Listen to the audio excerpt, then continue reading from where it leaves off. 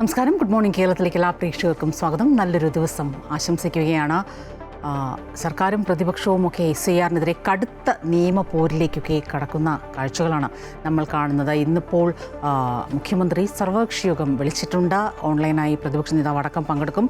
ശക്തമായി നിയമപോരിലേക്ക് നീങ്ങാനുള്ള ഒരുപക്ഷെ ആ രീതിയിൽ തന്നെയായിരിക്കും ഈ ഒരു സർവകക്ഷി യോഗത്തിൽ ചർച്ചകൾ നടക്കുക. ഇതിനിടെ ഈ സർക്കാരും പ്രതിപക്ഷവുമൊക്കെ ഇങ്ങനെയാണെങ്കിലും ജനങ്ങളിൽ നിന്ന് SIRന് നല്ല പ്രതികരണമാണെന്നാണ് മുഖ്യ തെരഞ്ഞെടുപ്പ് ഓഫീസർ രത്തൻ ഖേൽക്കർ പറയുന്നത്. അദ്ദേഹം അമൃത വാർത്തകളോട് പ്രതികരിക്കുകയായിരുന്നു. ഒപ്പം ഇന്ന് അന്താരാഷ്ട്ര തലത്തിൽ വരുന്നൊരു വാർത്ത, അമേരിക്കയിലെ കെൻറ്റക്കിയിൽ ഒരു കാർഗോ വിമാനത്തിന് തീപിടിച്ചു. അതായത് പറന്നുയർന്നുടൻ തന്നെ തീപിടിക്കായിരുന്നു. കാരണം അതിൽ മുഴുവനായിട്ടും ഇന്ധനമാണ്. അതായത് 1,44,000 ലിറ്റർ ഇന്ധനം ഹവായിലേക്ക് പോകുന്ന വഴിയായിരുന്നു. ഫ്ലൈറ്റ് ടേക്ക് ഓഫ് ചെയ്ത ഉടൻ തന്നെയാണ് ഈ അപകടമുണ്ടായത്. ഇത് വന്ന് വീണതൊരു വ്യവസായ മേഖലയിലാണ്. അവിടെ ഈ പെട്രോളിയം റീസൈക്ലിംഗ് അടക്കം നടക്കുന്നൊരു മേഖലയിലാണ്. അതുകൊണ്ട് തന്നെ ഇപ്പോൾ 3 പേരാണ് ആ കാർഗോ ഫ്ലൈറ്റിൽ ഉണ്ടായിരുന്നത്. പക്ഷേ കൂടുതൽ പേര്, ഒരു പക്ഷേ മരണസംഖ്യ കൂടിയേക്കാം എന്ന വിവരം പുറത്തു വരുന്നു. കാരണം ഒരു ബിസിനസ് ഏരിയയിലാണ് ഈ കാർഗോ ഫ്ലൈറ്റ് തകർന്ന് വീണത്. എന്തായാലും വിശദമായ റിപ്പോർട്ടുകളൊക്കെ നോക്കാം. ആദ്യം തലക്കെട്ടുകളിലേക്ക്.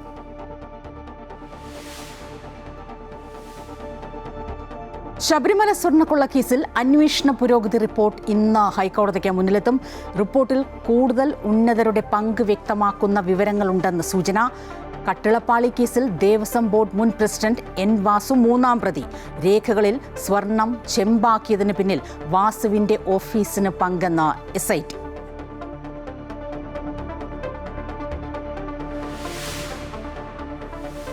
അമേരിക്കയിലെ കെൻറ്റക്കിയിൽ കാർഗോ വിമാനം തകർന്നു വീണു. UPS കമ്പനിയുടെ വിമാനം തകർന്നത് കെൻറ്റക്കിയിലെ വ്യവസായ മേഖലയിൽ.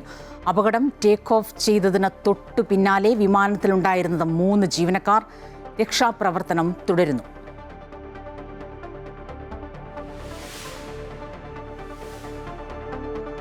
SIRൽ ഇന്ന് വൈകിട്ട് മുഖ്യമന്ത്രിയുടെ നേതൃത്വത്തിൽ സർവകക്ഷി യോഗം. ഓൺലൈൻ യോഗത്തിൽ പ്രതിപക്ഷ നേതാവ് അടക്കം പങ്കെടുക്കും.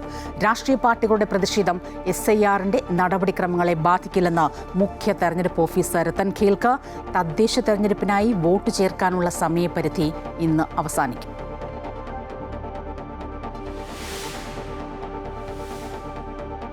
ബീഹാർ നാളെ പോളിംഗ് ബൂത്തിലേക്ക്. പാറ്റ്ന അടക്കം 18 ജില്ലകളിലെ 121 മണ്ഡലങ്ങളിൽ നാളെ തെരഞ്ഞെടുപ്പ്. ഇന്ന് നിശബ്ദ പ്രചരണം. വോട്ട് കൊള്ളയിൽ രാഹുൽ ഗാന്ധി ഇന്ന് കൂടുതൽ വിവരങ്ങൾ പുറത്തുവിട്ടേക്കും.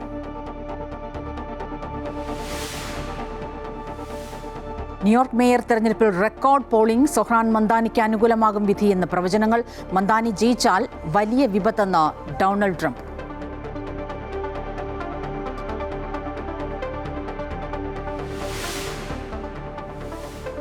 ലോകകപ്പ് നേടിയ വനിതാ ക്രിക്കറ്റ് താരങ്ങൾക്ക് ഇന്ന് പ്രധാനമന്ത്രിയുടെ വിരുന്ന്. യുവേഫ ചാമ്പ്യൻസ് ലീഗിൽ റയൽ മാഡ്രിഡിനെ എതിരില്ലാത്ത 1 ഗോളിന് തോൽപ്പിച്ച് ലിവർപൂൾ. നിലവിലെ ചാമ്പ്യന്മാരായ PSG തോൽവി. ആർസണലിനും അത്ലറ്റിക്കോ മാഡ്രിഡിനും തകർപ്പൻ ജയം.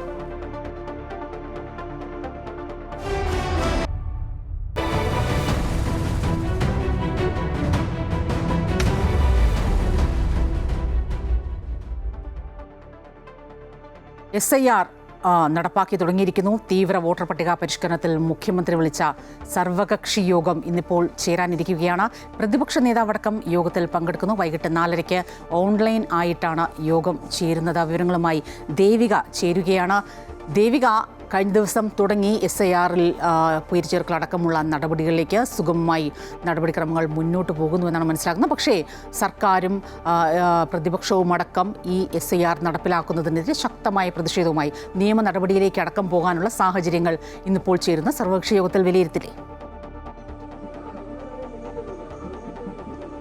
തീർച്ചയായിട്ടും സ്വപ്ന, തദ്ദേശ തെരഞ്ഞെടുപ്പ് അടുക്കുമ്പോൾ അതിന് സമാന്തരമായി ഇത്തരത്തിൽ തീവ്ര വോട്ടർ പട്ടിക പരിഷ്കരണ നടപടികളുമായി തെരഞ്ഞെടുപ്പ് കമ്മീഷൻ മുന്നോട്ട് പോകുന്നത് ശരിയല്ല. അത് ജനാധിപത്യ പ്രക്രിയയ്ക്ക് യോജിച്ചതല്ല എന്ന നിലപാട് തന്നെയാണ് സർക്കാരും കോൺഗ്രസും മറ്റ് രാഷ്ട്രീയ പാർട്ടികളുമൊക്കെ സ്വീകരിച്ചത്. BJP മാത്രമാണ് നിലവിൽ ഇതിനെ അനുകൂലിക്കുന്നത്. ഈ BJP ഒഴികെയുള്ള എല്ലാ രാഷ്ട്രീയ പാർട്ടികളും ശക്തമായി ഒറ്റക്കെട്ടായി SIR എതിർക്കുന്ന കാഴ്ച തന്നെയാണ് നമുക്ക് ആദ്യം മുതൽ കാണാൻ സാധിച്ചത്. എന്നാൽ ഈ ഒരു SIR കൊണ്ട് മറ്റ് പ്രശ്നങ്ങളൊന്നും ഉണ്ടാവില്ല. ഉണ്ടാകില്ല. തദ്ദേശ തെരഞ്ഞെടുപ്പിന്റെ നടപടിക്രമങ്ങൾ SIR ഒരു തരത്തിലും ബാധിക്കില്ല എന്നെല്ലാം ഈ മുഖ്യ തെരഞ്ഞെടുപ്പ് ഓഫീസർ നേരത്തെ മാധ്യമങ്ങളോടൊക്കെ വ്യക്തമാക്കിയിരുന്നു. എന്തായാലും ഇന്ന് ഈ മുഖ്യമന്ത്രിയുടെ നേതൃത്വത്തിൽ സർവകക്ഷി യോഗം ചേരുകയാണ്. പ്രതിപക്ഷ നേതാവ് VD സതീശൻ അടക്കമുള്ളവർ ഈ ഒരു സർവകക്ഷി യോഗത്തിന്റെ ഭാഗമാകും. ഈ പ്രതിപക്ഷവും ഈ ഭരണപക്ഷവും ഒരുമിച്ച് ഈ SIR-നെതിരെ മുന്നോട്ട് പോകാൻ തന്നെയാണ് നീക്കുമെന്ന് തന്നെയാണ് മനസ്സിലാക്കാൻ സാധിക്കുന്നത്. നിലവിൽ BJP മാത്രമാണ് ഈ SIR-നെ അനുകൂലിക്കുന്നത്. SIR നടപ്പിലാക്കാൻ പാടില്ല എന്ന കടുത്ത നിലപാട് തന്നെയാണ് മുഖ്യമന്ത്രി സ്വീകരിക്കുന്നത്. എന്നാൽ ഈ ഒരു സമയത്ത് ഈ SIR-ന്റെ നടപടിക്രമങ്ങൾ കഴിഞ്ഞ ദിവസം ആരംഭിച്ചിരുന്നു. ഈ BLOമാർ വീട്ടിലെത്തി എന്യൂമറേഷൻ ഫോറം നൽകുന്ന നടപടിക്രമമാണ് കഴിഞ്ഞ ദിവസം ആരംഭിച്ചത്. പ്രമുഖ വ്യക്തികളുടെ വീടുകളിലേക്ക് എത്തി എന്യൂമറേഷൻ ഫോറം കൈമാറിയിരുന്നു. ഈ ഒരു തെരഞ്ഞെടുപ്പിന്റെ തീവ്ര വോട്ടർ പട്ടിക പരിഷ്കരണവുമായി ഈ തെരഞ്ഞെടുപ്പ് കമ്മീഷൻ മുന്നോട്ട് പോകുമ്പോൾ അതിനെ ഏതെല്ലാം രീതിയിൽ ശക്തമായി ചെറുക്കാൻ പറ്റുമോ ആ രീതികളെല്ലാം നോക്കുകയാണ് ഭരണപക്ഷവും പ്രതിപക്ഷവും. സ്വപ്ന. ദേവികയാണ് വിവരങ്ങളുമായി ചേർന്നത്. തീവ്ര വോട്ടർ പട്ടിക പരിഷ്കരണത്തിൽ മുഖ്യമന്ത്രി വിളിച്ച സർവകക്ഷി യോഗം ചേരും. പ്രതിപക്ഷ നേതാവ് ഓൺലൈനായിട്ടാണ് യോഗത്തിൽ പങ്കെടുക്കുക. വൈകിട്ട് 4:30-ക്കാണ് യോഗം. നിയമ നടപടികളിലേക്കടക്കം SIR-നെതിരെ സുതാര്യതയാണ് പ്രധാനമായും SIR-ന്റെ ചോദ്യം ചെയ്യപ്പെടുന്നത്. ദേവികയാണ് വിവരങ്ങൾ നൽകിയത്. ഈ രാഷ്ട്രീയ പാർട്ടികളുടെ പ്രതിഷേധമെല്ലാം SIR-ന്റെ നടപടിക്രമങ്ങളെ ബാധിക്കില്ല എന്നാണ് മുഖ്യ തെരഞ്ഞെടുപ്പ് ഓഫീസർ രത്തൻ ഖേൽക്കർ പറയുന്നത്. മികച്ച പ്രതികരണം ജനങ്ങളിൽ നിന്ന് SIR-ന് ലഭിക്കുന്നുവെന്നും അദ്ദേഹം അമൃത വാർത്തകളോട് പ്രതികരിച്ചു. SIR-നെതിരെ സർക്കാർ നിയമപോരാട്ടം ശക്തമാക്കിയാൽ കേന്ദ്ര തെരഞ്ഞെടുപ്പ് കമ്മീഷന്റെ നിർദ്ദേശമനുസരിച്ച് തുടർ നടപടികൾ സ്വീകരിക്കും. എല്ലാ ആഴ്ചയും രാഷ്ട്രീയ പാർട്ടികളുടെ യോഗം വിളിച്ച് SIR-ന്റെ പുരോഗതി റിപ്പോർട്ട് അറിയിക്കും. 3 മാസം കഴിയുമ്പോൾ കുറ്റമറ്റ രീതിയിലുള്ള വോട്ടർ പട്ടിക പ്രസിദ്ധീകരിക്കാനാകുമെന്നും മുഖ്യ തെരഞ്ഞെടുപ്പ് ഓഫീസർ അമൃത വാർത്തകളോട് പറഞ്ഞു. സംസ്ഥാന മുഖ്യ തെരഞ്ഞെടുപ്പ് ഓഫീസർ ശ്രീ രത്തൻ യു ഖേൽക്കർ അദ്ദേഹം ഇന്ന് നമ്മോടൊപ്പം ചേരുകയാണ്. സ്വാഗതം സാർ. വോട്ടർമാർക്ക് ആകെ ഒരു ആശയക്കുഴപ്പമുണ്ട്. ആ ഒരു ആശയക്കുഴപ്പം പൂർണ്ണതോതിൽ മാറ്റാൻ തെരഞ്ഞെടുപ്പ് കമ്മീഷൻ കഴിഞ്ഞിട്ടുണ്ടോ? ആ എനുമറേഷൻ ഫേസിൻ്റെ ഭാഗമായിട്ട് നമ്മുടെ ബൂത്ത് ലെവൽ ഓഫീസേഴ്സ് എനുമറേഷൻ ഫോമോട് കൂടി വീട്ടിലേക്ക് എത്താൻ പറഞ്ഞിട്ടുണ്ട്. അത് വളരെ നല്ല വിധത്തിലുള്ള ഒരു റെസ്പോൺസാണ് ജനങ്ങളുടെ ഭാഗത്ത് നിന്ന്. ഈ ഫോം വാങ്ങുന്നതിലും പൂരിപ്പിച്ച് കുറേ ആൾക്കാർ ഇപ്പോൾ തന്നെ നൽകിയിട്ടുമുണ്ട്. സോ നല്ല വിധ ഒരു പാർട്ടിസിപ്പേഷന് നമുക്ക് ഇന്ന് കാണാൻ സാധിച്ചിട്ടുണ്ട്. പിന്നെ എല്ലാ പൊളിറ്റിക്കൽ പാർട്ടീസിൻ്റെ സഹായം സഹകരണം നമ്മൾ ആവശ്യപ്പെടുന്നുണ്ട്. നേരത്തെ പൊളിറ്റിക്കൽ പാർട്ടി മീറ്റിംഗ്സിൽ നമ്മൾ ആവശ്യപ്പെട്ടിട്ടുണ്ട്. പിന്നെ നമ്മൾ നേരത്തെ രാഷ്ട്രീയ പാർട്ടികളോട് പറഞ്ഞിട്ടുള്ളത് എല്ലാ ആഴ്ച നമ്മുടെ പ്രോഗ്രസ് അവരുടെ മുൻപ് നമ്മൾ അവതരിപ്പിക്കുമെന്നുള്ളതാണ്. അതുപോലെ തന്നെ ഈ ശനിയാഴ്ച 11 മണിക്ക് അവരുടെ ഒരു യോഗം കൂടി നമ്മൾ വിളിക്കാൻ പറയുന്നുണ്ട്. ആ യോഗത്തിൽ നമ്മുടെ ഒരു പ്രോഗ്രസ് അവരുടെ മുൻപ് നമ്മൾ വയ്ക്കും. ഈ ആദ്യ ദിവസം എന്യൂമറേഷൻ ഫോമൊക്കെ ഫില്ല് ചെയ്യാൻ ആദ്യ ദിവസം കൊണ്ടുപോയപ്പോൾ ഫസ്റ്റ് ഡേ കിട്ടിയ ഒരു റെസ്പോൺസ് എങ്ങനെയായിരുന്നു? The response has been more than what we expected എന്നുള്ളതാണ് നമുക്ക് കിട്ടിയിട്ടുള്ള ഒരു ഇൻഫർമേഷൻ. ഇമ്പോർട്ടൻ്റ് ആയിട്ടുള്ള പ്രധാനപ്പെട്ട ആൾക്കാരുടെ വീട്ടിലേക്ക് നമ്മുടെ ആൾക്കാർ പോയിരുന്നു. ഉന്നതിയിലെ കുറേ ആൾക്കാർക്ക് പോയി ഡിസ്ട്രിബ്യൂട്ട് ചെയ്തു. BLOs, പിന്നെ പേഴ്സൺസ് വിത്ത് ഡിസേബിലിറ്റീസ് അങ്ങനെയുള്ള ആൾക്കാരെ കണ്ടിട്ട് ഡിസ്ട്രിബ്യൂട്ട് ചെയ്തിട്ടുണ്ട്. ബെഡ് റിഡൻ ആയിട്ടുള്ള പേഷ്യൻസ് അവരെ കണ്ടിട്ട് ഡിസ്ട്രിബ്യൂട്ട് ചെയ്തിട്ടുണ്ട്. പിന്നെ ഞാൻ തന്നെ ഒരു നല്ല ഒരു അവസരം ഉണ്ടായിരുന്നു. ശ്രീ മധു സാറുടെ വീട്ടിലേക്ക് പോയിട്ട് കൊടുക്കാനുള്ള ഒരു ഭാഗ്യം നമുക്ക് കിട്ടി. പിന്നെ നമ്മൾ മുമ്പോട്ട് പോകുമ്പോൾ തീർച്ചയായിട്ടും ഒരു നല്ല ഒരു പാർട്ടിസിപ്പേഷൻ ജനങ്ങളുടെ ഭാഗത്തുനിന്ന് ഉണ്ടാവും. ഇതിൻ്റെ ഉദ്ദേശം വളരെ സിമ്പിളാണ്. ഒരു നിലവിലുള്ള വോട്ടർ ലിസ്റ്റിൻ്റെ ഒരു ശുദ്ധീകരണം ചെയ്യേണ്ട ഒരു ആവശ്യകത വന്നിട്ടുണ്ട്. കാരണം എല്ലാവരുടെയും ഒരു ആവശ്യം പ്യുവറായിട്ടുള്ള ഒരു ഇലക്ടറൽ റോൾ വേണം. മരിച്ച ആൾക്കാരുടെ പേര് ഉണ്ടെങ്കിൽ അത് പുറത്താക്കണം. പിന്നെ ഡ്യൂപ്ലിക്കേറ്റ് വോട്ട് ബൈ ചാൻസ് അതിലുണ്ടെങ്കിൽ അത് പുറത്താക്കണം. ഷിഫ്റ്റായിട്ട് ആരെങ്കിലും വേറെ സ്ഥലത്ത് പോയി ഇവിടെ ഒരു വോട്ടുണ്ട് അവിടെ ഒരു വോട്ടുണ്ടെന്നുള്ളത് കൺഫ്യൂഷൻ എല്ലാം ഉണ്ടെങ്കിലും അത് ഒഴിവാക്കാനുള്ള ഒരു സ്ക്രൂട്ടിനിയാണ്. ഈ സ്ക്രൂട്ടിനിയുടെ ഭാഗമായിട്ട് നമ്മുടെ ഉദ്ദേശം എല്ലാ എലിജിബിൾ ആയിട്ടുള്ള വോട്ടേഴ്സ് ലിസ്റ്റിൽ കൊണ്ടുവരണമെന്നുള്ളത് തന്നെയാണല്ലോ. എല്ലാവരുടെ ആവശ്യകത അത് തന്നെയാണ്. SIR-യുടെ ഉദ്ദേശം അത് തന്നെയാണ്. സോ നമ്മൾ മുമ്പോട്ട് പോകുമ്പോൾ തീർച്ചയായിട്ടും എല്ലാവരുടെ സഹായം ഉണ്ടാവും എന്നുള്ള നമുക്ക് ഒരു ഉത്തമ വിശ്വാസമുണ്ട്. അപ്പോൾ ഈ രാഷ്ട്രീയ പാർട്ടികൾ തികച്ചും ഇതിനകത്തൊരു അനാവശ്യമായ ഒരു രാഷ്ട്രീയം കാണുന്നു എന്നാണ് അങ്ങയുടെ ഒരു വിലയിരുത്തൽ? ഞാൻ അങ്ങനെ ഒന്നും പറയുന്നില്ല. ഞാൻ പറയുന്നത് നമ്മുടെ ജോലി വളരെ സിമ്പിളാണ്. അതായത് SIR നടത്തണമെന്നുള്ള ഒരു നിർദ്ദേശം ഇലക്ഷൻ കമ്മീഷൻ്റെ ഭാഗത്ത് നമുക്ക് കിട്ടി. അതിലെ ഉദ്ദേശം എന്താണ്? ശുദ്ധമായിട്ടുള്ള ഒരു ഇലക്ട്രൽ റോൾ. നമ്മുടെ എല്ലാ പൊളിറ്റിക്കൽ പാർട്ടീസ് മീറ്റിങ്ങിൽ നമ്മൾ കേൾക്കുന്നത് എന്താണ്, ആൾക്കാർ പറയുന്നത് എന്താണ്? ശുദ്ധമായിട്ടുള്ള ഇലക്ട്രൽ റോൾ വേണം എന്നുള്ളത് തന്നെയാണല്ലോ. അത്രേ ഉള്ളൂ നമ്മൾ ചെയ്യുന്നത്. പിന്നെ നമ്മൾ എല്ലാ ആഴ്ച നമ്മൾ മീറ്റിംഗ് വിളിക്കുന്നുണ്ട്. പൊളിറ്റിക്കൽ പാർട്ടീസിന് ഏതെങ്കിലും വിധത്തിലുള്ള ഗൈഡൻസ് ഉണ്ടെങ്കിൽ നിർദ്ദേശങ്ങളുണ്ടെങ്കിൽ തീർച്ചയായിട്ടും അത് നമ്മൾ പരിഹരിച്ചുകൊണ്ട് തന്നെ പരിഗണിച്ചുകൊണ്ട് തന്നെ നമ്മൾ മുമ്പോട്ട് പോകാനാണ് ഉദ്ദേശിക്കുന്നത്. സോ അങ്ങനെ ഇരിക്കെ ഇങ്ങനെ ഒരു പ്രയാസം നമ്മൾ തന്നെ ഓപ്പണായിട്ട് പറയുന്നു, കൺഫേംഡ് ആയിട്ട് പറയുന്നു, 100% നമ്മുടെ എലിജിബിൾ ആയിട്ടുള്ള വോട്ടേഴ്സ് നമ്മൾ ഇതിലേക്ക് കൊണ്ടുവരും. ഏതെങ്കിലും പൊളിറ്റിക്കൽ പാർട്ടീസിന് ഒരാളിനെ പുറത്താക്കുന്നുണ്ട് എന്നവർക്ക് തോന്നലുണ്ടെങ്കിൽ ഞാൻ ആ മീറ്റിങ്ങിൽ പറഞ്ഞിട്ട് ആ ലിസ്റ്റ് എനിക്ക് തന്നാൽ മതി, നമ്മൾ ഉറപ്പ് നൽകുന്നു എലിജിബിൾ ആയിട്ടുള്ള എല്ലാ ആൾക്കാരും നമ്മൾ ലിസ്റ്റിനകത്ത് തന്നെ നമ്മൾ കൊണ്ടുവരും എന്നുള്ളതാണ്. സർവകക്ഷി യോഗം ചേർന്ന് ഇതിനെതിരെ ഒരു നിയമ പോരാട്ടത്തിനാണ് സർക്കാരും പ്രതിപക്ഷവും ഒക്കെ മുന്നോട്ട് പോകുന്നെങ്കിൽ അത് ഏതെങ്കിലും രീതിയിൽ പ്രോസസ്സിങ്ങിന് SIR നടപടിക്രമങ്ങളെ തടസ്സപ്പെടുത്തുമോ? എന്തായിരിക്കും തെരഞ്ഞെടുപ്പ് ഓഫീസർ അടുത്ത ഒരു നടപടി എന്ന് പറയുമ്പോൾ എന്തായിരിക്കും? ഇപ്പോൾ നമ്മൾ പ്രവർത്തിക്കുന്നത് ഇലക്ഷൻ കമ്മീഷൻ ഓഫ് ഇന്ത്യയുടെ നിർദ്ദേശം അനുസരിച്ചിട്ടാണ്. പിന്നെ അവരുടെ ഗൈഡൻസ് എടുത്തിട്ട് എന്ത് ചെയ്യണമെന്നുള്ളത് ആ സമയത്ത് കോർട്ടിൻ്റെ ഏതെങ്കിലും ഇൻ്റർവെൻഷൻ ഉണ്ടെങ്കിൽ ഇലക്ഷൻ കമ്മീഷൻ ഓഫ് ഇന്ത്യ അത് തീർച്ചയായിട്ടും അത് ടേക്കപ്പ് ചെയ്യും. നമ്മൾ ഇലക്ഷൻ കമ്മീഷൻ ഓഫ് ഇന്ത്യ എന്താണോ പറയുന്നത് നമ്മളത് ചെയ്യാൻ നമുക്ക് ബാധ്യത ഉണ്ട്. We are obliged to or directed because we are under the direct supervision of the Election Commission of India. അവർ പറയുന്ന കാര്യങ്ങൾ നമ്മൾ ചെയ്തേ പറ്റുള്ളൂ because that's the constitutional body and they have the mandate of the constitution as per article 324. അവർ പറയുന്ന കാര്യങ്ങൾ നമ്മൾ ചെയ്തേ പറ്റത്തുള്ളൂ. So we go as per the guidance of the commission. അത്രേ ഉള്ളൂ. സാമൂഹ്യ സാംസ്കാരിക രംഗത്ത് നിൽക്കുന്ന പ്രഗത്ഭരുടെയൊക്കെ നേരിട്ട് കണ്ട ഫസ്റ്റ് ഡേ ആയതുകൊണ്ട് അതേ രീതിയിൽ തന്നെ രാഷ്ട്രീയ പാർട്ടികളുടെ പ്രത്യേകിച്ച് മുഖ്യമന്ത്രിയുടെ പ്രതിപക്ഷ നേതാവിൻ്റെയൊക്കെ വീട്ടിൽ ആ രീതിയിൽ കൊണ്ടുപോയി ഇൻവെർഷൻ ഫോം ആലോചിക്കുന്നുണ്ടോ? പേഴ്സണാലിറ്റീസ് എന്ന് പറഞ്ഞാൽ സാംസ്കാരിക ആ മേഖലയിലുള്ള ആൾക്കാർ മാത്രമല്ല നമ്മൾ പോയത്, ഉന്നതിയിൽ പോയിട്ടുണ്ട്, പേഴ്സൺസ് ഡിസബിലിറ്റീസിനെ കണ്ടിട്ടുണ്ട്. അങ്ങനെ നല്ല ശതമാനം ആൾക്കാരെ നമ്മൾ ടച്ച് ചെയ്തിട്ടുണ്ട്. കാരണം ഒരു BLO അവരുടെ ബൂത്തിലുള്ള എല്ലാ ആൾക്കാരെ കാണണമെന്നുള്ള ഒരു നിർബന്ധമുണ്ട്. അതനുസരിച്ചിട്ട് ജില്ലാ കളക്ടർമാരാണ് തീരുമാനിച്ചിട്ടുള്ളത് എങ്ങനെ ചെയ്യണമെന്നുള്ളത്. ഇപ്പോൾ ഈ ഫോം 2.78 കോടി ആൾക്കാർക്ക് എല്ലാവർക്കും കൊടുക്കണമെന്നുള്ള നിർബന്ധം തീർച്ചയായിട്ടും ഉണ്ട്. അങ്ങനെയാണെങ്കിൽ എല്ലാവരുടെ വീട്ടിൽ പോകേണ്ടി വരും എന്നുള്ളതാണ് നിർബന്ധം. സോ അത് എല്ലാവരുടെ വീട്ടിൽ പോയിട്ട് തീർച്ചയായിട്ടും കൊടുക്കും. റിജക്റ്റ് ചെയ്യുക അക്സെപ്റ്റ് ചെയ്യുക അവരുടെ താല്പര്യം. എല്ലാവരും അക്സെപ്റ്റ് ചെയ്യും എന്നുള്ളതാണ് എനിക്ക് തോന്നുന്നത്. എന്തായാലും താങ്ക് യു സർ. സർക്കാരും പ്രതിപക്ഷവും എത്ര തന്നെ വിയോജിക്കുകയോ അല്ലെങ്കിൽ യോജിക്കുകയോ ചെയ്താലും ഈ SIR തീവ്ര വോട്ടർ പട്ടിക പരിഷ്കരണം എന്ന് പറയുന്ന നടപടിക്രമം അത് കൃത്യമായി തന്നെ സുഗമമായി തന്നെ കൊണ്ടുപോകുമെന്നാണ് മുഖ്യ തെരഞ്ഞെടുപ്പ് ഓഫീസർ രത്തൻ യുഖേക്കർ അമൃത വാർത്തകളോട് പറയുന്നത്. ക്യാമറാമാൻ സുരേഷിനൊപ്പം അൻഫിലി ഡിസൂസ, അമൃത ന്യൂസ്. സുതാര്യത അത് ഉറപ്പുവരുത്തണമെന്നാണ് രാഷ്ട്രീയ പാർട്ടികളടക്കം സംസ്ഥാന സർക്കാരടക്കം ആവശ്യപ്പെടുന്നത്. എന്നാൽ അതേ സുതാര്യത ഉറപ്പുവരുത്തുന്നതിന് വേണ്ടിയിട്ടാണ് ഇപ്പോൾ SIR തീവ്ര വോട്ടർ പട്ടിക പരിഷ്കരണം നടപ്പിലാക്കുന്നത് എന്ന് രത്തൻ ഖേൽക്കർ, മുഖ്യ തെരഞ്ഞെടുപ്പ് ഓഫീസർ രത്തൻ ഖേൽക്കർ പറയുകയാണ്. നേരത്തെ ഞാൻ തുടക്കത്തിൽ സൂചിപ്പിച്ച ആ റിപ്പോർട്ടിലേക്കാണ്. അമേരിക്കയിലെ കെൻറ്റക്കിയിൽ കാർഗോ വിമാനം തകർന്നു വീണു. കെൻറ്റക്കിയിലെ വ്യവസായ മേഖലയിലാണ് അപകടമുണ്ടായത്. ടേക്ക് ഓഫ് ചെയ്തതിന് തൊട്ടു പിന്നാലെയാണ് അപകടം നടന്നത്. UPS കമ്പനിയുടെ വിമാനമാണ് തകർന്നത്. 3 ജീവനക്കാർ വിമാനത്തിലുണ്ടായിരുന്നു. 38,000 ഗാലൻ, അതായത് 1,44,000 ലിറ്റർ ഇന്ധനം കൊണ്ടുപോവുകയായിരുന്ന കാർഗോ ഫ്ലൈറ്റാണ് ടേക്ക് ഓഫ് ചെയ്ത ഉടൻ തന്നെ പൊട്ടിത്തെറിച്ചത്. തീയണയ്ക്കാൻ ശ്രമം തുടരുന്നു. പ്രദേശം മുഴുവൻ, അതായത് കെൻറ്റക്കി നഗരത്തിൻ്റെ ആ മേഖല മുഴുവൻ പുകപടലം കൊണ്ട് നിറഞ്ഞിരിക്കുന്നുവെന്നാണ് പുറത്തുവരുന്ന റിപ്പോർട്ടുകളെല്ലാം.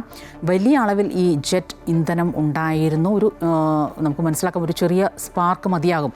ഇന്ധനം കൊണ്ടുപോകുന്ന കാർഗോയാണ്. വലിയ രീതിയിൽ തീപിടുത്തമുണ്ടായി. മാത്രമല്ല ഈ വിമാനം തകർന്ന് വീണ ആ മേഖല, അവിടെ ഈ പെട്രോളിയം റീസൈക്ലിംഗ് ഉൾപ്പെടെയുള്ള പ്രവർത്തനങ്ങൾ നടന്നുകൊണ്ടിരുന്ന ഒരു മേഖല തന്നെയാണ്. അപ്പോൾ അതുകൊണ്ട് ഇതിൻ്റെ ഈ ഒരു ആഘാതം കൂടും. ഏതാണ്ട് ഒരു 15ഓളം ആളുകൾ തീവ്രമായി പരിക്കേറ്റ് പൊള്ളലേറ്റ് ചികിത്സയിലാണ് എന്നാണ് മനസ്സിലാക്കാൻ സാധിക്കുന്നത്. പക്ഷേ കൂടുതൽ അതിൻ്റെ ഒരു അപകടാവസ്ഥ, അതിൻ്റെ കാഷ്വാലിറ്റി റേറ്റ് കൂടിയേക്കുമെന്നാണ് പുറത്തുവരുന്ന വിവരങ്ങൾ. ലൂയിസ്വില്ലെ മുഹമ്മദ് അലി അന്താരാഷ്ട്ര വിമാനത്താവളത്തിൽ നിന്ന് ഹൊണോലുലുവിലേക്ക് പുറപ്പെട്ട വിമാനമാണ് അപകടത്തിൽപ്പെട്ടത്.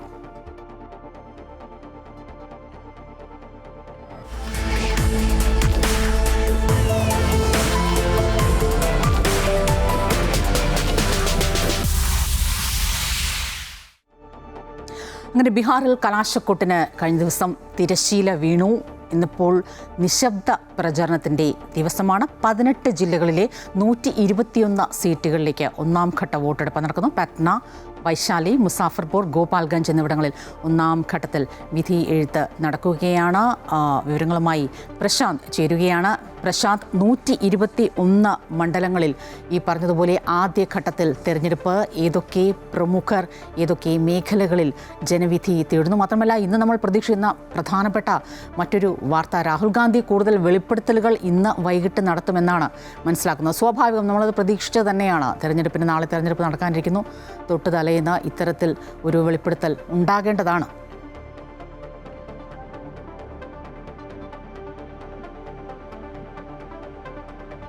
സ്വപ്ന, ബീഹാർ നിയമസഭാ തെരഞ്ഞെടുപ്പിന്റെ ഏറ്റവും നിർണായക ഘട്ടം എന്ന് പറയുന്നത് ഒന്നാം ഘട്ടം തന്നെ നമുക്ക് പറയേണ്ടി വരും. കാരണം 121 സീറ്റിലാണ് മത്സരം നടക്കുന്നത്. അതിൽ തന്നെ RJDയുടെ മുഖ്യമന്ത്രി സ്ഥാനാർത്ഥി തേജസ്വി യാദവ് ഉണ്ട്, ഒപ്പം തന്നെ തേജ് പ്രതാപ് യാദവ് ഉണ്ട്. അതോടൊപ്പം തന്നെ സാമ്രാട്ട് ചൗധരി BJPയുടെ മുഖ്യമന്ത്രി, NDAയുടെ കഴിഞ്ഞ തവണ തന്നെ NDA സർക്കാരിന്റെ ഭാഗമായി ഉപമുഖ്യമന്ത്രി സ്ഥാനാർത്ഥിയാണ്.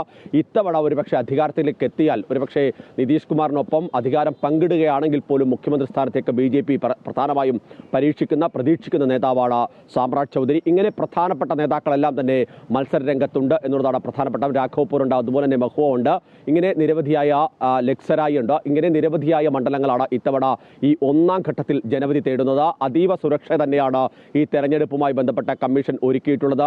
ത്രിപുര റിസർവ് ബറ്റാലിയന്റെ ഫോഴ്സിനെ അടക്കം ഇറക്കിയിട്ടുണ്ട്. ത്രിപുര റിസർവ് ബറ്റാലിയൻ സാധാരണഗതിയിൽ മറ്റ് സംസ്ഥാനങ്ങളിലേക്ക് തെരഞ്ഞെടുപ്പ് ചുമതലയ്ക്കായി പോകുന്ന ഒരു ബറ്റാലിയനാണ്. കേന്ദ്ര ആഭ്യന്തര മന്ത്രാലയത്തിന് കീഴിലാണ്, ത്രിപുരയിലാണ് അതിന്റെ മറ്റ് കേന്ദ്രങ്ങൾ എങ്കിൽ പോലും കേന്ദ്ര ആഭ്യന്തര മന്ത്രാലയത്തിന് കീഴിലാണ് അവർ എത്തുന്നത് എന്നുള്ളതാണ് പ്രധാനപ്പെട്ട കാര്യം. സ്വാഭാവികമായും 2019 ഡൽഹിയിലടക്കം തെരഞ്ഞെടുപ്പ് ചുമതലയിലേക്ക് തന്നെ എത്തുകയും ഒക്കെ ചെയ്ത റിസർവ് ബറ്റാലിയൻ, അതുകൊണ്ട് സ്വാഭാവികമായും സംസ്ഥാന പോലീസിന് അപ്പുറത്തേക്ക് കൂടുതൽ സേനാ വിഭാഗങ്ങളെ ഇറക്കിക്കൊണ്ടാണ് ഇത്തരത്തിൽ തെരഞ്ഞെടുപ്പ് കമ്മീഷൻ അതിന്റെ ഒരുക്കങ്ങൾ മുന്നോട്ട് കൊണ്ടുപോവുകയൊക്കെ ചെയ്യുന്നത്.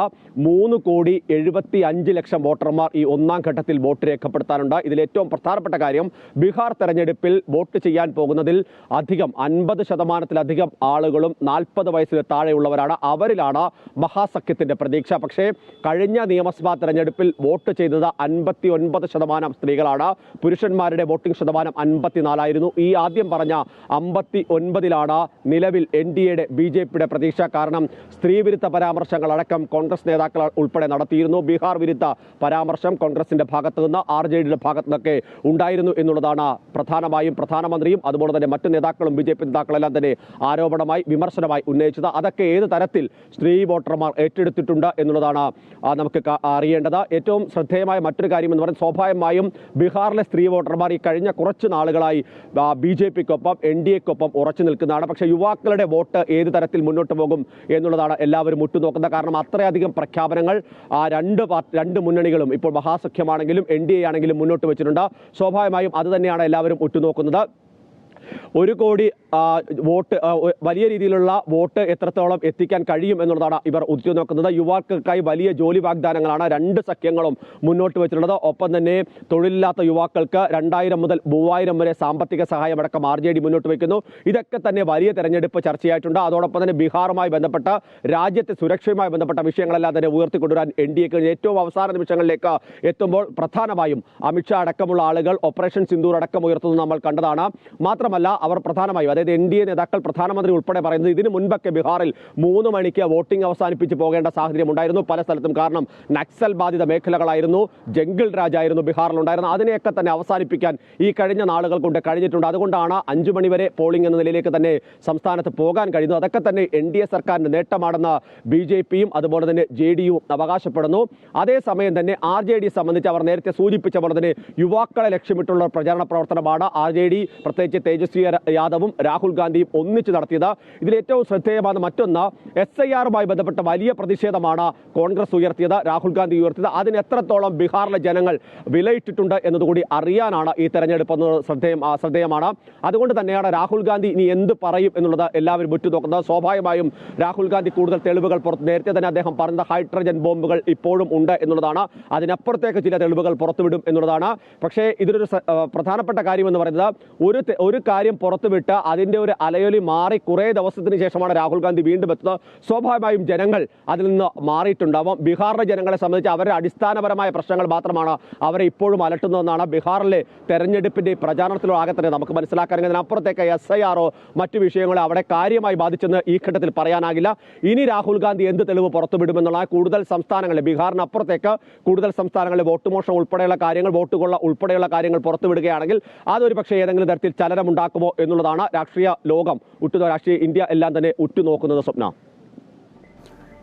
തീർച്ചയായും ഈ തീവ്ര വോട്ടർ പട്ടിക പരിഷ്കരണം, വോട്ടിങ്ങിലെ സുതാര്യത, ഇതിനൊക്കെ അപ്പുറം ബീഹാർ എന്ന് പറയുന്ന സംസ്ഥാനം നമ്മുടെ രാജ്യത്തെ ദരിദ്ര സംസ്ഥാനങ്ങളുടെ പട്ടികയിൽപ്പെടുന്ന ഒരുപക്ഷെ ഏറ്റവും താഴെ തട്ടിൽ നിൽക്കുന്ന ഒരു സംസ്ഥാനമാണ്. 60% താഴെ ദാരിദ്ര്യ മേഖലയിൽ കഴിയുന്ന ജനങ്ങൾ, ഒരു 56 മുതൽ 80% വരെ കാർഷിക മേഖലയെ ആശ്രയിച്ച് കഴിയുന്ന ജനങ്ങൾ, ഈ പറഞ്ഞതുപോലെ ജംഗിൾ രാജ് നടക്കുന്നു എന്ന് കുപ്രസിദ്ധി നേടിയ സംസ്ഥാനം. ഇങ്ങനെ ഒരുപാട് ഘടകങ്ങൾ ബീഹാറിന് ഏറ്റവും കൂടുതൽ 1.4% ബീഹാറിലെ ഫാക്ടറികളുടെ അല്ലെങ്കിൽ വ്യവസായ മേഖലയിലുടെയൊക്കെ ഒരു കോൺട്രിബ്യൂഷൻ. അപ്പോൾ ഇങ്ങനെ ഒരുപാട് കാര്യങ്ങളിൽ ഒരുപാട് ഘടകങ്ങൾ, വിദ്യാഭ്യാസ നിലവാരത്തിലടക്കം ഏറ്റവും കൂടുതൽ IAS IPS ഓഫീസേഴ്സൊക്കെ ബീഹാറിൽ നിന്നാണ് എന്ന് പറയുന്നു എങ്കിൽ കൂടിയും പൊതുവിദ്യാഭ്യാസത്തിലടക്കം ഏറ്റവും പിന്നോക്കം നിൽക്കുന്നു. അങ്ങനെ ഒരുപാട് ഘടകങ്ങൾ ബീഹാറിനെ പിന്നോട്ട് വലിക്കുന്നുണ്ട്. അപ്പോൾ ഈ ജനകീയ പ്രശ്നങ്ങൾ ആര് ഏറ്റവും നന്നായി കൈകാര്യം ചെയ്യാൻ സാധിക്കുന്നു എന്ന് കഴിയുന്നവർക്ക് ബീഹാറിലെ ജനങ്ങൾ എന്തായാലും ഇനിയെങ്കിലും അവരുടെ വോട്ട് നൽകുമെന്നത് ഉറപ്പാണ്. എന്തായാലും നാളെ പോളിംഗ് ബൂത്തിലേക്ക് 121 മണ്ഡലങ്ങളിൽ ആദ്യഘട്ടത്തിൽ വോട്ടെടുപ്പ് നടക്കുകയാണ്. വിയ്യൂരിൽ നിന്നും കഴിഞ്ഞ ദിവസം രക്ഷപ്പെട്ട തടവുകാരൻ ബാലമുരുകൻ്റെ CCTV ദൃശ്യങ്ങൾ പുറത്തു വന്നിട്ടുണ്ട്. ആലത്തൂരിലെ ഹോട്ടലിൽ നിന്നും ഭക്ഷണം കഴിച്ച് പുറത്തിറങ്ങുന്ന ദൃശ്യങ്ങളാണ് ഇപ്പോൾ പുറത്തു വന്നത്. ഭക്ഷണം കഴിക്കാനായി കൈവിലങ്ങ് അഴിച്ചു മാറ്റിയിരുന്നുവെന്ന തമിഴ്നാട് പോലീസിൻ്റെ മൊഴി സാധൂകരിക്കുന്ന ദൃശ്യങ്ങളാണ് പുറത്ത് വന്നിട്ടുള്ളത്. വെള്ളമുണ്ടും മഞ്ഞയിൽ കറുത്ത കള്ളികളുമുള്ള ഷർട്ടാണ് ബാലമുരുകൻ്റെ വേഷം. ഹോട്ടലിൽ ഭക്ഷണം കഴിച്ചതിന് ശേഷം ബാലമുരുകൻ മുണ്ട് അഴിച്ചുകൊടുത്ത് സ്വതന്ത്രനായി പുറത്തിറങ്ങി പോകുന്നതാണ് ദൃശ്യങ്ങളിലുള്ളത്. പ്രതിയെ ഒടുവിൽ കണ്ടത് ഇന്നലെ പുലർച്ചെ 2:30 വിയ്യൂർ ജയിലിന് സമീപം പാടൂക്കാട് എന്ന സ്ഥലത്ത് വെച്ചാണ്. മോഷ്ടിച്ചതെന്ന് കരുതുന്ന സൈക്കിളിൽ വരികയായിരുന്ന ബാലമുരുകൻ പോലീസിനെ കണ്ടതോടെ സൈക്കിൾ ഉപേക്ഷിച്ച് സമീപത്തെ പാടത്തുകൂടി ഓടി രക്ഷപ്പെടുകയായിരുന്നു. പ്രദേശത്ത് റെയിൽവേ ട്രാക്ക് ഉള്ളതിനാൽ ട്രെയിനിൽ കയറി രക്ഷപ്പെടാനുള്ള ഒരു സാധ്യതയും പോലീസ് തള്ളിക്കളയുന്നില്ല. കൊടുങ്ങല്ലൂർ ഷൊർണൂർ സംസ്ഥാന പാതയിലൂടെയുള്ള ഏതെങ്കിലും വാഹനത്തിൽ കയറി രക്ഷപ്പെടാനുള്ള സാധ്യതയുമുണ്ട്. നഗരത്തിലും സമീപ ജില്ലകളിലും ഇന്നും ബാലമുരുകനായി വ്യാപക തിരച്ചിൽ തുടരും.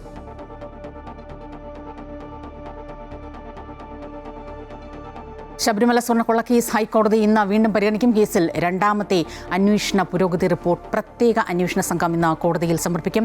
കേസിലെ 3-ാം പ്രതിയായ മുൻ ദേവസ്വം കമ്മീഷണർ N. വാസുവിനെ ചോദ്യം ചെയ്ത ശേഷം സമർപ്പിക്കുന്ന റിപ്പോർട്ടിൽ കൂടുതൽ ഉന്നതരുടെ പങ്ക് വ്യക്തമാക്കുന്ന വിവരങ്ങളുണ്ട് എന്നാണ് സൂചന. വിവരങ്ങളുമായി ദേവിക ചേരുകയാണ്. ദേവിക, ഹൈക്കോടതിയിൽ നിന്നിപ്പോൾ വീണ്ടും വരികയാണ് രണ്ടാമത്തെ അന്വേഷണ പുരോഗതി റിപ്പോർട്ട്. കഴിഞ്ഞ പ്രാവശ്യം ഈ വിഷയത്തിൽ ഹൈക്കോടതി കൃത്യമായ നിലപാട് പറഞ്ഞിരുന്നു. ഇതിന് പിന്നിൽ ഗൂഢാലോചനയുണ്ട്. ആ ഗൂഢാലോചന സംബന്ധിച്ച് ആരൊക്കെ അതിൽ പങ്കുണ്ട് എന്നത് സംബന്ധിച്ച് കൃത്യമായ വിവരങ്ങൾ പുറത്തു കൊണ്ടുവരണമെന്ന്, അത് അനുസരിച്ചുള്ള സമാനമായ രീതിയിൽ അന്വേഷണം മുന്നോട്ട് പോയി. ഈ പറഞ്ഞതുപോലെ N. വാസു അടക്കമുള്ളവരെ ചോദ്യം ചെയ്ത് പ്രത്യേക അന്വേഷണ സംഘം ചോദ്യം ചെയ്യുകയും ചെയ്തു. ഇന്നിപ്പോൾ റിപ്പോർട്ട് സമർപ്പിക്കുമ്പോൾ എന്തൊക്കെ കാര്യങ്ങൾ ഹൈക്കോടതിയെ അന്വേഷണ സംഘം ബോധിപ്പിക്കും? സ്വപ്ന സൂചിപ്പിച്ചതുപോലെ തന്നെ ഈ സ്വർണ്ണപ്പാളി വിവാദത്തിന് പിന്നാലെ ഗൂഢാലോചന പുറത്തു കൊണ്ടുവരണമെന്ന് ഹൈക്കോടതിയുടെ ഡിവിഷൻ ബെഞ്ച് ഇടക്കാല ഉത്തരവിട്ടിരുന്നു. അതിനുശേഷമാണ് ഈ ദേവസ്വം ബോർഡിലെ ഉദ്യോഗസ്ഥരായിരുന്ന മുരാരി ബാബു അടക്കമുള്ള ഉദ്യോഗസ്ഥരെ ഈ പ്രത്യേക അന്വേഷണ സംഘം ചോദ്യം ചെയ്യുന്നത്. അതിൽ നിന്നും വളരെ നിർണായകമായിട്ടുള്ള വിവരങ്ങളാണ് ലഭിച്ചത്. ഈ കേസ് ഇന്ന് വീണ്ടും ഹൈക്കോടതി പരിഗണിക്കുമ്പോൾ രണ്ടാമത്തെ അന്വേഷണ പുരോഗതി റിപ്പോർട്ടാണ് ഹൈക്കോടതിക്ക് മുൻപിലെത്തുക. അതിൽ വിവിധ ഉന്നതരെക്കുറിച്ചുള്ള വിവരങ്ങൾ കൂടി ഉണ്ട് എന്ന സൂചന തന്നെയാണ് പുറത്തുവരുന്നത്. കഴിഞ്ഞ ദിവസങ്ങളിലാണ് മുൻ ദേവസ്വം ബോർഡ് പ്രസിഡന്റും കമ്മീഷണറുമായിരുന്ന N. വാസുവിനെ പ്രതിപട്ടികയിൽ ചേർത്തത്. കട്ടിലപ്പാളി ചേർത്തിട്ടുള്ളത് ഉണ്ണികൃഷ്ണൻ പോറ്റിയുടെ കസ്റ്റഡി റിപ്പോർട്ടിലാണ് ഈ സ്വർണ്ണപ്പാളി വിവാദത്തിൽ സ്വർണ്ണക്കൊള്ളയിൽ ഇയാൾക്കുള്ള പങ്ക് വ്യക്തമാക്കുന്ന വിവരങ്ങൾ ഉൾക്കൊള്ളിച്ചിട്ടുള്ളത്. ഈ N. വാസു മറ്റുന്നതരുടെ വിവരങ്ങളടക്കം പങ്കുവച്ചിട്ടുണ്ട് എന്ന സൂചന തന്നെയാണ് ലഭിക്കുന്നത്. വരും ദിവസങ്ങളിൽ അന്വേഷണം ഇവരിലേക്കും നീളുമെന്ന് തന്നെയാണ് മനസ്സിലാക്കാൻ സാധിക്കുന്നത്. എന്തായാലും ഇന്ന് ഹൈക്കോടതിയിൽ ഈ സ്വർണ്ണ റിക്കവറി ഉൾക്കൊള്ളിച്ചുകൊണ്ടുള്ള റിപ്പോർട്ടായിരിക്കും ഇന്ന് ഈ അന്വേഷണ പുരോഗതി റിപ്പോർട്ടായി SIT സമർപ്പിക്കാം. വരും ദിവസങ്ങളിൽ അന്വേഷണം കൂടുതൽ ശക്തമാകുമെന്ന് തന്നെയാണ് സാധിക്കുന്നത്. സ്വപ്ന. ദേവികയാണ് വിവരങ്ങളുമായി ചേർന്നത്. മുൻ ദേവസ്വം കമ്മീഷൻ വാസു അടക്കമുള്ളവർ പ്രതിപട്ടികയിൽ ഉണ്ട്. എന്തായാലും ശബരിമല സ്വർണ്ണ കൊള്ള കേസ് ഹൈക്കോടതി ഇന്നിപ്പോൾ വീണ്ടും പരിഗണിക്കുന്നു. രണ്ടാമത്തെ അന്വേഷണ പുരോഗതി റിപ്പോർട്ടാണ് അന്വേഷണ സംഘം കോടതിയിൽ സമർപ്പിക്കുന്നത്. കൃത്യമായി കഴിഞ്ഞ തവണ ഹൈക്കോടതി ചൂണ്ടിക്കാണിച്ചിരുന്നു, വ്യക്തമായ രീതിയിൽ ഗൂഢമായ ആസൂത്രിതമായ രീതിയിൽ ഗൂഢാലോചന നടന്നിട്ടുണ്ട്. ഇതുമായി ബന്ധപ്പെട്ട് കൂടുതൽ ദേവസ്വം ഉദ്യോഗസ്ഥരിലേക്ക്, മുൻ ദേവസ്വം ഉദ്യോഗസ്ഥരിലേക്ക് അടക്കം ഈ അന്വേഷണം നീങ്ങേണ്ട സാഹചര്യമുണ്ട്. പക്ഷേ കൂടുതൽ അറസ്റ്റുകളടക്കം, കൂടുതൽ ചോദ്യം ചെയ്യലുകളടക്കം ഈ പറഞ്ഞ പോലെ മുരാരി ബാബുവിനെയും എൻ വാസുവിനെയും അടക്കമുള്ളവരെ ചോദ്യം ചെയ്തതിനു ശേഷം, അന്വേഷണ സംഘത്തിൻ്റെ ചോദ്യം ചെയ്യൽ കഴിഞ്ഞതിന് ശേഷം കൂടുതൽ പേരിലേക്ക് ഈ അന്വേഷണം, ഈ അറസ്റ്റ് അടക്കമുള്ള കാര്യങ്ങൾ നീങ്ങുമെന്നാണ് സൂചനകൾ ലഭിക്കുന്നത്. യുഎസിലെ ഏറ്റവും വലിയ നഗരമായ ന്യൂയോർക്കിലെ മേയറെ തിരഞ്ഞെടുക്കാനുള്ള വോട്ടെടുപ്പ് അതിൻ്റെ അവസാന ഘട്ടത്തിലേക്ക് കടക്കുന്നു. ഡെമോക്രാറ്റിക് സ്ഥാനാർത്ഥി സൊഹ്റാൻ മന്ദാനിക്ക് അനുകൂലമാകും വിധിയെന്നാണ് പ്രവചനങ്ങൾ സൂചിപ്പിക്കുന്നത്. സ്വതന്ത്ര സ്ഥാനാർത്ഥിയായി മത്സരിക്കുന്ന മുൻ ന്യൂയോർക്ക് സ്റ്റേറ്റ് ഗവർണർ ആൻഡ്രൂ കൊമോയാണ് പ്രധാന എതിരാളി. റിപ്പബ്ലിക്കൻ പാർട്ടിയിലെ കർട്ടിസ് ലിവ മത്സര രംഗത്തുണ്ട്. എന്നാൽ US പ്രസിഡന്റ് ഡൊണാൾഡ് ട്രംപിൻ്റെ പിന്തുണ കൊമോയ്ക്കാണ്. മന്ദാനി ജയിച്ചാൽ അത് നഗരത്തിന് വിപത്താകുമെന്നും നഗരത്തിനുള്ള ഫെഡറൽ സഹായം നിലച്ചേക്കുമെന്നാണ് ട്രംപിൻ്റെ ഭീഷണി. ട്രംപിൻ്റെ നയങ്ങളോടുള്ള വിധിയെഴുത്താകും ന്യൂയോർക്ക് ഉൾപ്പെടെയുള്ള നഗരങ്ങളിലെ മേയർ തെരഞ്ഞെടുപ്പ് ഫലമെന്നാണ് വിലയിരുത്തൽ. അതേസമയം ഇത്തവണ മേയർ തെരഞ്ഞെടുപ്പിൽ റെക്കോർഡ് പോളിംഗാണ് രേഖപ്പെടുത്തിയിരിക്കുന്നത്.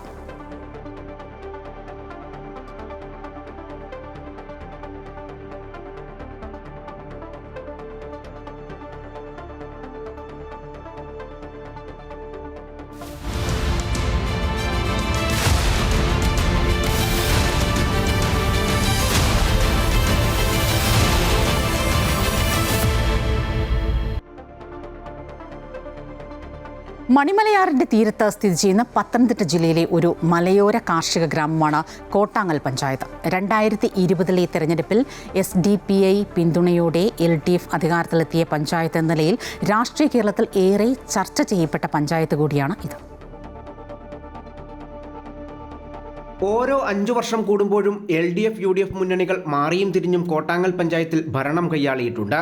എന്നാൽ 2020 13 അംഗ പഞ്ചായത്തിൽ LDFനും BJPക്കും 5 അംഗങ്ങൾ വീതവും UDFന് 2ഉം SDPIക്ക് 1 സീറ്റുമാണ് ലഭിച്ചത്. തുടർന്ന് പ്രസിഡന്റ് തിരഞ്ഞെടുപ്പിൽ LDFനെ SDPI പിന്തുണച്ചു. എന്നാൽ പിന്തുണ വേണ്ട എന്ന് പ്രഖ്യാപിച്ച് 2 തവണ രാജിവെച്ചെങ്കിലും 3-ാം തവണ SDPIയുടെ പിന്തുണ LDF സ്വീകരിക്കുകയായിരുന്നു. എടുത്തു പറയത്തക്ക തന്നെ ഒരുപാട് വികസന പ്രവർത്തനങ്ങൾ എല്ലാ ഘടക സ്ഥാപനങ്ങളും സ്മാർട്ട് ആക്കാനായിട്ട് കഴിഞ്ഞു എന്നുള്ളതാണ്. കൃഷിഭവൻ, അതുപോലെ തന്നെ നമ്മുടെ വില്ലേജ് ഓഫീസ്, സ്മാർട്ട് വില്ലേജ് ഓഫീസാണ്. ഹോമിയോ ആശുപത്രിക്ക് പുതിയ കെട്ടിടവും അതോടൊപ്പം തന്നെ 2 അവാർഡുകളും ഹോമിയോ ആശുപത്രിക്ക് ലഭിച്ചു. പിന്നെ നമ്മുടെ പ്രാഥമിക ആരോഗ്യ കേന്ദ്രത്തിന് 1.5 കോടി രൂപ MLA ഫണ്ടിൽ നിന്ന് അനുവദിച്ചു കഴിഞ്ഞു. അതിനോടൊപ്പം തന്നെ അതിനോട് ചേർന്നുകൊണ്ട് സബ് സെന്ററിന് 55 ലക്ഷം രൂപ അനുവദിച്ചു.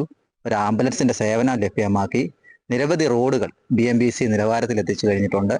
അതുപോലെ തന്നെ ജലജീവൻ മിഷൻ വഴി 90% വീടുകളിലും കുടിവെള്ളം എത്തിക്കുവാനും, അതോടൊപ്പം തന്നെ നമ്മുടെ ചുങ്കപ്പാറ കോട്ടാങ്ങൽ പെടുന്ന പ്രദേശങ്ങളിൽ അവിടെ ഉയരം കൂടിയ പ്രദേശങ്ങളിൽ വെള്ളം എത്തിക്കുന്നതിന് വേണ്ടി നമ്മുടെ കുന്നനോലി ടാങ്കിന്റെ പുതിയൊരു ടാങ്ക് നിർമ്മാണത്തിന് സ്ഥലം ഏറ്റെടുത്തു. പഞ്ചായത്തിലെ ഇടതുപക്ഷത്തിന്റെ നിലപാട് നിരവധി തവണ രാഷ്ട്രീയമായി BJP ഉയർത്തിക്കൊണ്ടുവന്നിട്ടുണ്ട്. ഇത്തവണയും ഈ വിഷയം തിരഞ്ഞെടുപ്പിന് ആയുധമാക്കും. നിരവധി തവണ അവിശ്വാസ പ്രമേയം കൊണ്ടുവന്നു. ജനങ്ങൾക്ക് വേണ്ടി ഏതെങ്കിലും രീതിയിൽ നല്ലൊരു ഭരണം അവർക്ക് വേണ്ടി കാഴ്ചവെക്കുവാൻ വേണ്ടിയിട്ടും അവരുടെ ഭീതി അകറ്റുവാൻ വേണ്ടിയിട്ടുമാണ് ഭാരതീയ ജനതാ പാർട്ടി ശ്രമിച്ചുകൊണ്ടിരുന്നത്. എന്നാൽ വീണ്ടും SDPIയുടെ സഹായത്തോടു കൂടി അവർ ഭരണത്തിലേറുകയാണ് ചെയ്തത്. അതുപോലെ തന്നെ ഈ കോട്ടാങ്ങൽ പഞ്ചായത്തിലെ 5 വർഷം പുറകോട്ടടിച്ച ഒരു ഭരണമായിരുന്നു ഇവിടെ ഉണ്ടായിരുന്നത്. 5 വർഷത്തെ വികസനങ്ങൾ വളരെ വല്ലാത്തൊരവസ്ഥയിലാണ് പോയിക്കൊണ്ടിരുന്നത്. സാധാരണ ജനങ്ങൾക്കുള്ള അവകാശങ്ങൾ പോലും നിഷേധിക്കപ്പെടുകയും അതുപോലെ അവർക്കുള്ള പൊതുജന സേവനങ്ങൾ പോലും ഈ പഞ്ചായത്തിൽ നിന്നും നൽകുവാനായിട്ട് സാധിച്ചിരുന്നില്ല. ഭരണം പിടിക്കാൻ LDFനെ സഹായിച്ചെങ്കിലും SDPI തൃപ്തരല്ല. ഇത്തവണ 10ഓളം വാർഡുകളിൽ ഇവർ ഒറ്റയ്ക്ക് സ്ഥാനാർത്ഥികളെ നിർത്തുന്നുണ്ട്. കുടിവെള്ളം ഈ പഞ്ചായത്തിലെ പല മേഖലകളിലും കുടിവെള്ളം എത്തിയിട്ടില്ല. റോഡ് പൊളിച്ച് പൈപ്പിട്ട് പോകുന്നതല്ലാതെ വീടുകളിൽ കുടിവെള്ളം എത്താത്ത സാഹചര്യം, മീറ്റർ ഒരു അനക്കം പോലും അനക്കാതെ ബില്ലുകൾ മാസം തോറും വന്നുകൊണ്ടിരിക്കുന്ന സാഹചര്യമാണ് നിലവിലുള്ളത്. കുട്ടികൾക്ക് കളിക്കാൻ ഒരു കൊടാ പഞ്ചായത്തിൽ ഒരു കളിക്കളം ഇല്ല. അതായത് അടിസ്ഥാന സൗകര്യങ്ങൾ ഒന്നും തന്നെ എത്തി നോക്കാത്ത ഒരു പഞ്ചായത്താണ് SDPIനെ വിലയിരുത്തുന്നത്. കഴിഞ്ഞ തവണ 2 സീറ്റുകളിൽ ഒതുങ്ങേണ്ടി വന്നെങ്കിലും ഇത്തവണ ഭൂരിപക്ഷം സീറ്റുകളും പിടിക്കാൻ ഒരുങ്ങുകയാണ് UDF. പഞ്ചായത്തിനെ ഒരു 5 വർഷം പുകയിലേക്കാണ് മാറ്റിയിരിക്കുന്നത്. CPM നേതൃത്വം കൊടുക്കുന്ന ഭരണസമിതി വളരെയേറെ പിന്നോട്ടാണ് പോയിരിക്കുന്നത്. ഞങ്ങൾ 2 ഭരണസമിതി അംഗങ്ങളാണുള്ളത്. അത് ഞങ്ങൾ ഇതിൽ നിന്ന് വിട്ടു നിൽക്കുകയും BJPയെയും പിന്തുണയ്ക്കാതെ CPM, SDPI ആ കൂട്ടുകെട്ടിനെ പിന്തുണയ്ക്കാതെ ഞങ്ങൾ വിട്ടു നിൽക്കുകയാണ് ചെയ്തിട്ടുള്ളത്. അടുത്ത ഭരണം കോൺഗ്രസ് നല്ല ഭൂരിപക്ഷത്തിൽ കയറും. പഞ്ചായത്ത് ഭരണസമിതി ഭൂരിപക്ഷത്തോടെ കയറും എന്നാണ് ഞങ്ങൾക്ക് വിശ്വാസം. ഇത്തവണയും രണ്ടും കൽപ്പിച്ച് 13 വാർഡുകളിലും സ്ഥാനാർത്ഥികളെ നിർത്താനാണ് ഓരോ പാർട്ടികളുടെയും നീക്കം. കഴിഞ്ഞ തവണത്തേതുപോലെ ഭരണപ്രതിസന്ധി വരാതെ ഭൂരിപക്ഷം നേടുകയാണ് ലക്ഷ്യം. അമൃത ന്യൂസ്, പത്തനംതിട്ട.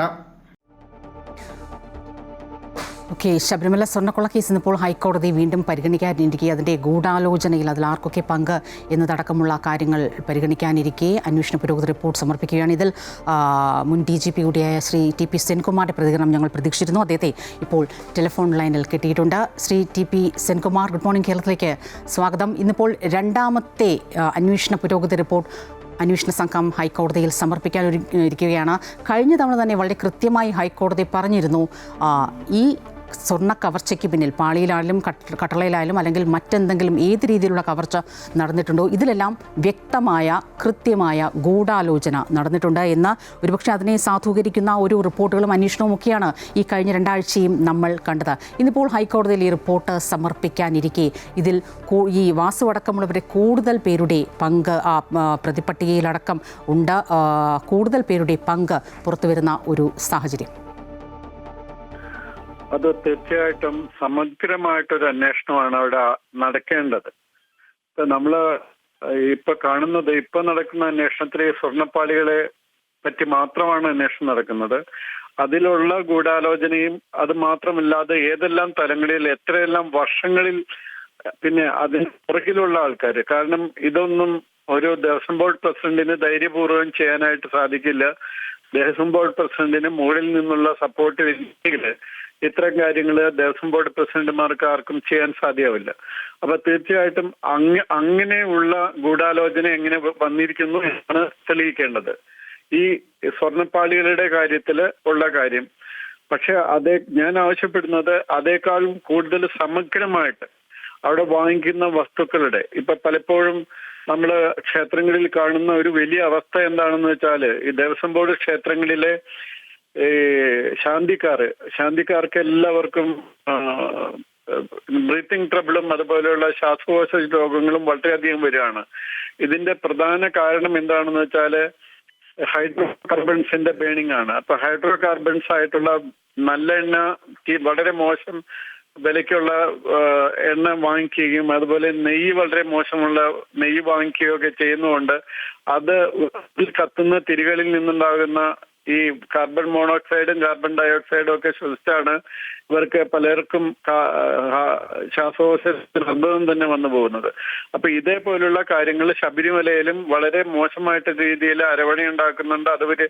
അതുപോലെ കുറെ അധികം കേസുകൾ, അതായത് മറ്റു കോടിക്കണക്കിന് രൂപയുടെ കാര്യങ്ങൾ കൂടി ഇതിന്റെ ഭാഗമായിട്ട് തന്നെ അന്വേഷിക്കണം. കാരണം അതെല്ലാം നടക്കുന്നത് ദേവസ്വം ബോർഡിന്റെ തീർച്ചയായും ശ്രീ TP സെൻകുമാർ, ഈ പറഞ്ഞതുപോലെ വലിയ രീതിയിലുള്ളൊരു ശുദ്ധി കലശം നമുക്ക് ശബരിമലയിൽ, ഒരുപക്ഷെ ദക്ഷിണേന്ത്യയിലെ ഏറ്റവും വലിയൊരു തീർത്ഥാടന കേന്ദ്രമാണ്.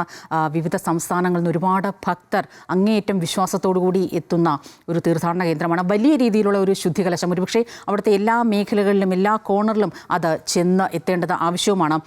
നമ്മൾ ഈ ഒരു കവർച്ച കേസ് പുറത്തു വന്നപ്പോൾ ആദ്യം തന്നെ നമുക്കുണ്ടായൊരു വലിയൊരു സംശയവും ഒരു ആശങ്കയും ഒക്കെ, എങ്ങനെ ഈ സ്വർണം ചെമ്പായി മാറി, എങ്ങനെയാണ് അതിൻ്റെ മാജിക് എന്നാണ്.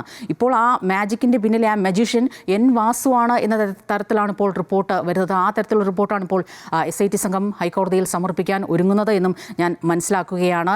ഇദ്ദേഹമാണ് ഈ സ്വർണം ചെമ്പായി രേഖപ്പെടുത്തിയത് എന്നാണ്. കൂടുതൽ പേരിലേക്ക്, കൂടുതൽ മുൻ ദേവസ്വം ഉദ്യോഗസ്ഥരടക്കം കൂടുതൽ പേരിലേക്ക് ഈ അന്വേഷണം നീങ്ങുകയില്ല. ഇപ്പോൾ ഈ പിടിയിലായിരിക്കുന്ന അടക്കം ഈ കണ്ണിയിലെ ഏറ്റവും ചെറിയ ചെറിയ മീനുകൾ മാത്രമല്ലേ?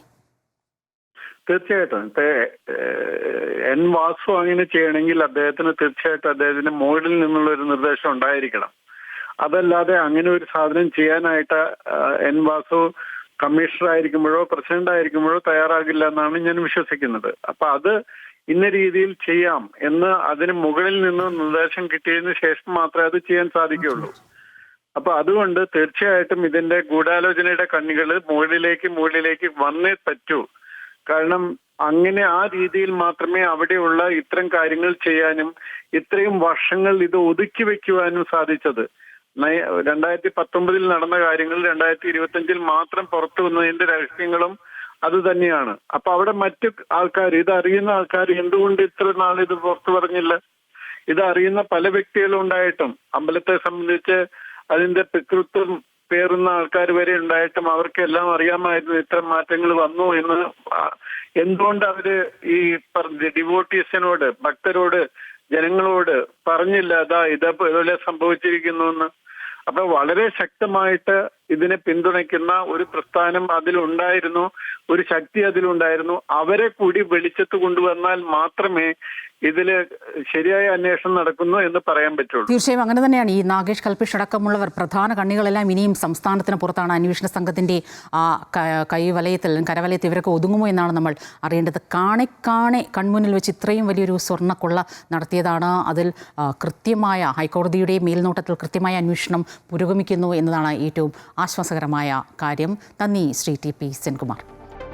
ഈ താമരശ്ശേരിയിലെ ഫ്രഷ് കട്ട് പ്ലാന്റിൻ്റെ വിഷയത്തിൽ വർഷങ്ങൾ നീണ്ട സമരത്തിൽ ഇതുവരെയും തിരിഞ്ഞു നോക്കാത്ത പാർട്ടികളാണ് ഇപ്പോൾ തദ്ദേശ തെരഞ്ഞെടുപ്പ് മുന്നിൽ കണ്ട പിന്തുണയുമായി രംഗത്ത് വരുന്നത്.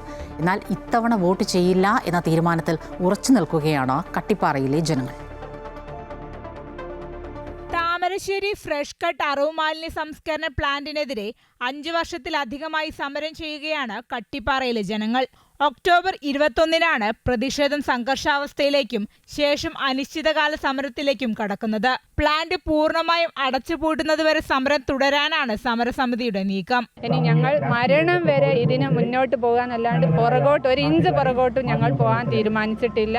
എന്നും ഏത് രാത്രിയാണെങ്കിലും ഞങ്ങൾ സമരം ചെയ്ത് ഇത് അടുപ്പിച്ചിട്ടേ മുന്നോട്ട് പോകും. പിന്നെ ഇത് തൽക്കാലം പൂട്ടിയിടുക എന്നുള്ള ഒരു ലക്ഷ്യത്തിലേക്ക് ഞങ്ങൾ പോകില്ല. സ്ഥിരമായിട്ട് അടിച്ചു പൂട്ടണം എന്നാണ് ഞങ്ങളുടെ ഒരു നിബന്ധന.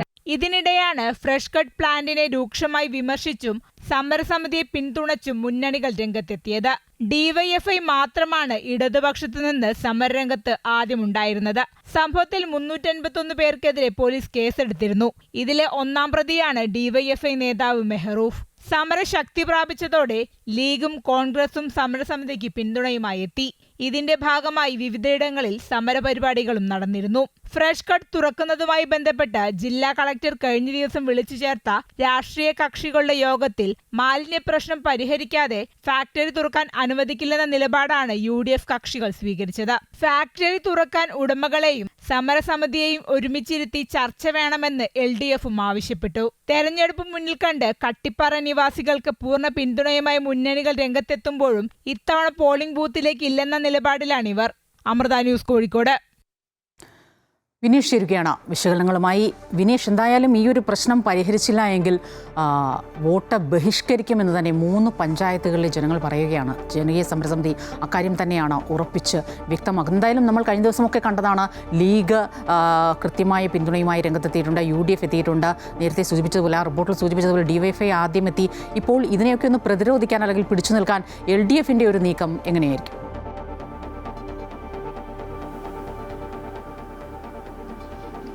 സ്വപ്ന, 3 പഞ്ചായത്തിലെ, അതായത് കോടഞ്ചേരി, താമരശ്ശേരി, ഓമശ്ശേരി, ഈ 3 പഞ്ചായത്തിലെ ജനങ്ങളാണ് വോട്ട് ബഹിഷ്കരിക്കും എന്നിപ്പോൾ മുന്നറിയിപ്പ് നൽകിയിട്ടുള്ളത്. നമുക്കറിയാം, കട്ടിപ്പാറ പഞ്ചായത്തിലാണ് ഈ ഫ്രഷ് കട്ട് മാലിന്യ സംസ്കരണ കേന്ദ്രം ഉള്ളതെങ്കിൽ പോലും മറ്റ് 3 പഞ്ചായത്തിലെ ജനങ്ങളാണ് സമരരംഗത്തുള്ളത്. ഇവിടെയുള്ള ആളുകളാണ് വോട്ട് ബഹിഷ്കരിക്കും എന്നിപ്പോൾ മുന്നറിയിപ്പ് നൽകിയിട്ടുള്ളത്. ഇത് ഇടതു വലത് മുന്നണികൾക്ക് ഒരുപോലെ തിരിച്ചടിയാവും എന്നുള്ള കാര്യത്തിൽ സംശയമില്ല. കാരണം തുടക്കം മുതൽ തന്നെ UDFും LDFും ഇക്കാര്യത്തിൽ ഒരു കൃത്യമായി ജനങ്ങൾക്കൊപ്പം, സമരസമിതിക്കൊപ്പം നിന്നില്ല എന്നുള്ളത് നമ്മൾ കണ്ടതാണ്. പക്ഷേ മുസ്ലിം ലീഗ് ഒപ്പം തന്നെ ഉണ്ടായിരുന്നു എന്നുള്ളത്. UDFിൽ മറ്റൊരു കക്ഷിയായ മുസ്ലിം ലീഗ് മാത്രമാണ് ഈ ഒരു ഘട്ടത്തിൽ ഈ സമരസമിതിക്കൊപ്പം ഉറച്ചു നിന്നത്. MK മുനീർ MLA, സ്ഥലം MLA ആയ മുനീർ ഇക്കാര്യത്തിൽ നിയമസഭയിൽ ഇത് സംബന്ധിച്ചുള്ള സബ്മിഷൻ കൊണ്ടുവരികയും ഈ വിഷയം ചർച്ചയിലേക്ക് എത്തിക്കുകയും ചെയ്തത് നമ്മൾ കണ്ടതാണ്. അതിനുശേഷവും മുസ്ലിം ലീഗിൻ്റെ ജില്ലാ പ്രസിഡന്റ് MA റസാഖ് ഉൾപ്പെടെയുള്ള ആളുകൾ സമരരംഗത്ത് സജീവമാണ്. പക്ഷേ കോൺഗ്രസിൽ ഒരു വിഭാഗം അപ്പോഴും വിട്ടുനിന്നിരുന്നു. നമുക്കറിയാം, കോൺഗ്രസിലും CPMിലും എല്ലാം തന്നെ ഒരു വിഭാഗത്തിന് ഈ ഒരു ഫ്രഷ് കട്ട് മാലിന്യ സംസ്കരണ കേന്ദ്രവുമായി ബന്ധമുണ്ട്, അല്ലെങ്കിൽ അവരുടെ ബിനാമിയാണ് എന്നതുൾപ്പെടെയുള്ള ആരോപണങ്ങൾ കഴിഞ്ഞ കുറച്ച് ദിവസങ്ങളായി ഈ സമരസമിതി ഉന്നയിക്കുന്നുണ്ട്. ഇതെല്ലാം തന്നെ കൂട്ടി വായിച്ചാൽ നമുക്ക് കാര്യങ്ങൾ വ്യക്തമാണ്. എന്തായാലും ഇങ്ങനൊരു നിലപാടിലേക്ക് ഇപ്പോൾ ഇങ്ങനൊരു നിലപാടിലേക്ക് സമരസമിതി പോകുന്നത് LDF-നാണ് ഏറ്റവും കൂടുതൽ ക്ഷീണം ചെയ്യുക. കഴിഞ്ഞ 2 തവണ നടത്തിയ സർവകക്ഷി യോഗങ്ങളും അലസി പിരിഞ്ഞു, തീരുമാനമാകാതെ പിരിഞ്ഞു. ജില്ലാ കലക്ടർ ഒരാഴ്ചക്കിടെ 2 സർവകക്ഷി യോഗങ്ങളാണ് കലക്ടറേറ്റിൽ വിളിച്ചത്, 2ഉം തീരുമാനമാകാതെ പിരിഞ്ഞിരിക്കുന്നു.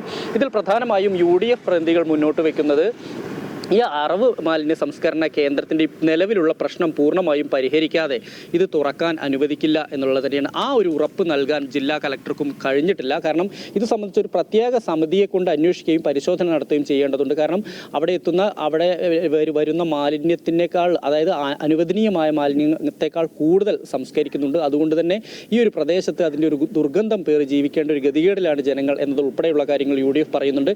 പക്ഷേ LDF-നെ സംബന്ധിച്ചിടത്തോളം കൂടുതൽ സ്ഥലങ്ങളിലേക്ക് ഇത്തരത്തിലുള്ള ഫ്രഷ് കട്ട് മാതൃകയിലുള്ള അറവ് മാലിന്യ സംസ്കരണ കേന്ദ്രങ്ങൾ അനുവദിക്കുകയും ഇവിടെ അതിൻ്റെ അളവ് കുറയ്ക്കുകയും ചെയ്യുക മാത്രമാണ് നിലവിലൊരു സാഹചര്യത്തിൽ കഴിയുകയുള്ളൂ എന്ന് തന്നെയാണ് LDF പറയുന്നത്. എന്തായാലും LDF-ന് ഇത് വലിയ തിരിച്ചടിയായിട്ടും നമുക്കറിയാം DYFI എല്ലാം സമരരംഗത്ത് സജീവമായി നിൽക്കുന്നൊരു സമയം കൂടിയാണ്. ആ ഒരു ഘട്ടത്തിൽ അവിടെ നിന്നുള്ള DYFIയുടെ താമരശ്ശേരി ബ്ലോക്ക് പ്രസിഡന്റായിരുന്ന മെഹ്റൂഫ് ഉൾപ്പെടെയുള്ള ആളുകൾ ഇക്കാര്യത്തിൽ മുന്നിൽ നിൽക്കുമ്പോഴാണ് ഇതിൻ്റെ പിന്നിൽ SDPI ആണ് ഇങ്ങനൊരു സമരത്തിൽ നുഴഞ്ഞു കയറി ആക്രമണം നടത്തിയതെന്നുൾപ്പെടെയുള്ള, അല്ലെങ്കിൽ SDPI ആണ് ഈ സമരത്തിന് ഇപ്പോൾ നേതൃത്വം നൽകുന്ന ഉൾപ്പെടെയുള്ള ആരോപണങ്ങൾ CPM-ന്റെ ഭാഗത്തുനിന്നുണ്ടായിരുന്നു. പക്ഷേ ആ ആരോപണങ്ങൾ CPM പിന്നീട് വിഴുങ്ങുന്നതാണ് നമ്മൾ കണ്ടത്. കാരണം ജനങ്ങൾ ഒറ്റക്കെട്ടായി നിൽക്കുന്നു, അവർ വോട്ട് ബഹിഷ്കരണത്തിലേക്ക് പോകുന്നു. ഈ ഒരു ഘട്ടത്തിൽ അത് UDF-നും LDF-നും തിരിച്ചടിയാവും. അപ്പോൾ ജനങ്ങളെ വോട്ട് ചെയ്യിക്കുക, LDF-നെതിരെ തിരിക്കുക എന്നുള്ളൊരു തന്ത്രം തന്നെയാണ് UDF ഉപയോഗിക്കുന്നത്. പക്ഷേ വോട്ട് ബഹിഷ്കരണവുമായി ജനങ്ങൾ മുന്നോട്ട് പോകില്ല, അവർ ഇതിനെ അംഗീകരിക്കും എന്നുള്ളൊരു നിലപാട് തന്നെയാണ് LDF-ലുള്ളത്. എന്തായാലും വരും ദിവസങ്ങളിൽ സമരം ശക്തമായി മുന്നോട്ട് കൊണ്ടുപോകാൻ തന്നെയാണ് സമരസമിതിയുടെ തീരുമാനം. സ്വപ്ന. തീർച്ചയായും ഈ വിനീഷ് സൂചിപ്പിച്ചതുപോലെ ഈ ഒരു പ്രശ്നം ഉണ്ടാകുമ്പോൾ അത് പരിഹരിക്കാനുള്ള സാധ്യതകൾ തേടുകയാണ് ആദ്യം ചെയ്യേണ്ടത്. പക്ഷേ അതിനുമപ്പുറം ഇതിനിപ്പോൾ ഈ തദ്ദേശ തെരഞ്ഞെടുപ്പ് കൂടി അടുത്തിരിക്കുന്ന ഒരു സാഹചര്യത്തിൽ പരമാവധി കത്തിക്കാൻ തന്നെയാണ് മുന്നണികളുടെ ശ്രമം. ഛത്തീസ്ഗഡിലെ ബിലാസ്പൂരിൽ ട്രെയിനുകൾ കൂട്ടിയിടിച്ചുണ്ടായ അപകടത്തിൽ മരണസംഖ്യ 11ആയി. ലോക്കോ പൈലറ്റും മരിച്ചവരിൽ ഉൾപ്പെടുന്നു. ഒട്ടേറെ പേർക്ക് പരിക്കുണ്ട്. ചിലരുടെ നില ഗുരുതരമെന്നാണ് സൂചന. ജയറാം നഗർ സ്റ്റേഷന് സമീപം മെമു ട്രെയിൻ ഗുഡ്സ് ട്രെയിനിലിടിച്ചാണ് അപകടമുണ്ടായത്. കൂട്ടിടിയെ തുടർന്ന് കോർബ പാസഞ്ചർ ട്രെയിനിൻ്റെ ആദ്യ കോച്ച് ഗുഡ്സ് ട്രെയിനിന് മുകളിൽ കയറിയ നിലയിലായിരുന്നു. കുടുങ്ങിക്കിടന്ന എല്ലാവരെയും രക്ഷപ്പെടുത്തി.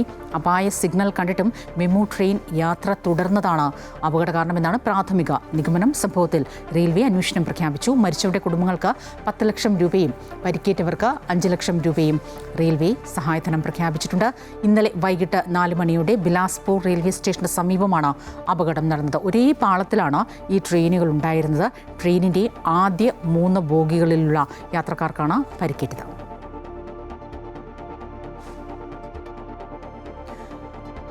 കോട്ടയം വിജയപുരം പഞ്ചായത്തിൽ ജനവാസ മേഖലയിൽ ശ്മശാനം നിർമ്മിക്കാനുള്ള നീക്കത്തിൽ പ്രതിഷേധം ശക്തമാകുന്നു.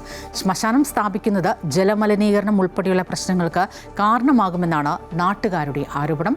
പ്രദേശവാസികൾ ചേർന്ന് രൂപീകരിച്ച ജനകീയ സമിതിയുടെ നേതൃത്വത്തിൽ പഞ്ചായത്ത് ഓഫീസിലേക്ക് മാർച്ച് നടത്തി.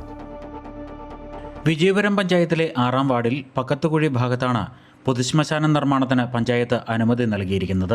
50ഓളം കുടുംബങ്ങൾ താമസിക്കുന്ന പ്രദേശത്താണ് ശ്മശാനം നിർമ്മിക്കാൻ ലക്ഷ്യമിടുന്നത്.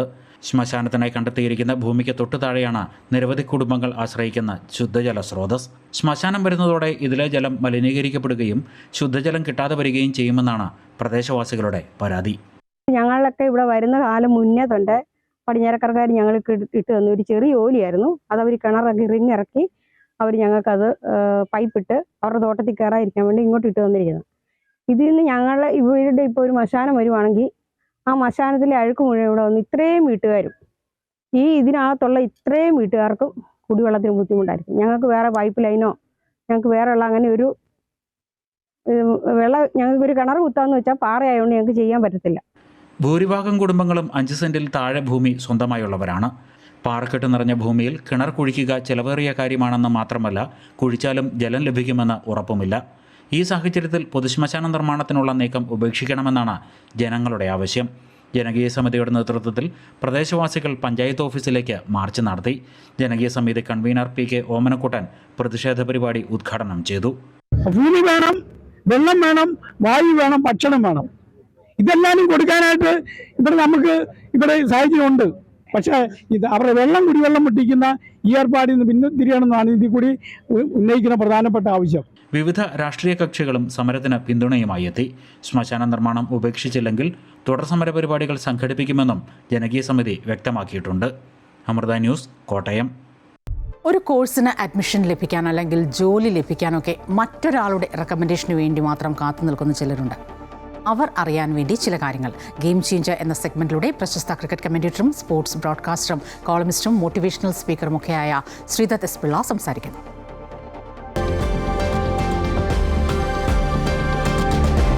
കഴിഞ്ഞ ഒരു 10 വർഷത്തിനുള്ളിൽ ഇറങ്ങിയ മലയാളം സിനിമകളിൽ എനിക്ക് ഇഷ്ടപ്പെട്ട കുറച്ച് മൂവീസ് ഉണ്ട്. അതിലൊന്നാണ് സൺഡേ ഹോളിഡേ.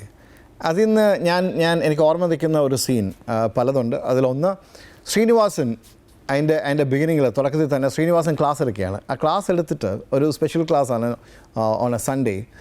അതെടുത്തിട്ട് ശ്രീനിവാസൻ അവസാനം പറയുന്നൊരു കാര്യമുണ്ട്. അതായത് ഒരു മരക്കൊമ്പിലിരിക്കുന്ന പക്ഷി അത് ബോധേഡല്ല ഇരിക്കുന്ന കൊമ്പ് പച്ചയാണോ അത് ഉണങ്ങിയതാണോ എന്നുള്ളത്. കാരണം ആ പക്ഷി ആശ്രയിക്കുന്നത് അതിൻ്റെ ചിറകിനെയാണ്. ഞാൻ പറഞ്ഞു വരുന്നത് നമ്മുടെ നാട്ടിൽ ഞാൻ ആരോടും ഒരു മോശമായ രീതിയിൽ ആരെയും കണ്ടിട്ടല്ല ഇത് പറയുന്നത്. നമ്മുടെ നാട്ടിൽ ഞാൻ കാണുന്ന ഒരു കാര്യമാണ് ഈ റെക്കമെൻഡേഷൻ എന്ന് പറഞ്ഞൊരു സംഭവം ഭയങ്കര ഇതാണ്. അതായത് ഒരു ആൾ പഠിച്ചു വരുന്നു, ഒരാളുടെ മകൻ അല്ലെ മകൾ പഠിച്ചു വരുന്നു, അല്ലെങ്കിൽ നമുക്ക് വേണ്ടപ്പെട്ട ഒരാൾ പഠിച്ച് പാസ്സായി വരുന്നു. ഒരു ജോലിക്ക് വേണ്ടി എങ്ങനെയെങ്കിലും അവനെ ഒന്ന് തിരികെ കയറ്റണം, അല്ലെങ്കിൽ എങ്ങനെയെങ്കിലും അവളെ ഒന്ന് തിരികെ കയറ്റണം എന്നുള്ളതാണ് പലരും അതെന്നാന്ന് ചോദിച്ചാൽ പറഞ്ഞു വരുന്നത്. അല്ലാതെ സ്വന്തം കഴിവുകൊണ്ട് അവനോ അവളോ ഒന്ന് രക്ഷപ്പെട്ടു പോവില്ല എന്ന് ഒരു മുൻവിധിയോടുകൂടി അപ്രോച്ച് ചെയ്യുന്നവർ എനിക്ക് തോന്നിയിട്ടുണ്ട്. അതിൽ നമ്മളെല്ലാവരും കുറ്റക്കാരാണ്. അത് കാൻഡിഡേറ്റ്സിനെ മാത്രം പറഞ്ഞിട്ട് കാര്യമില്ല. അവരുടെ രക്ഷകർത്താക്കളോ അല്ലെങ്കിൽ ആ സിസ്റ്റം തന്നെ മാറ്റേണ്ട സമയമായിരുന്നു എനിക്ക് തോന്നുന്നത്. അത് പല രീതിയിലാവാം. ചിലരത് പാർട്ടിയുടെ ബേസിലാവാം, ചിലർ അവരുടെ ബന്ധങ്ങളുടെ അല്ലെങ്കിൽ റിലേഷൻഷിപ്പിൻ്റെ ബേസിലാവാം, അല്ലെങ്കിൽ ചിലത് റിലീജിയനോ കാസ്റ്റോ അതിൻ്റെ ബേസിലാവാം. എങ്ങനെയെങ്കിലും ഒരു ജോലി കിട്ടുക, അല്ലെങ്കിൽ എങ്ങനെയെങ്കിലും ഒരു അഡ്മിഷൻ കിട്ടുക.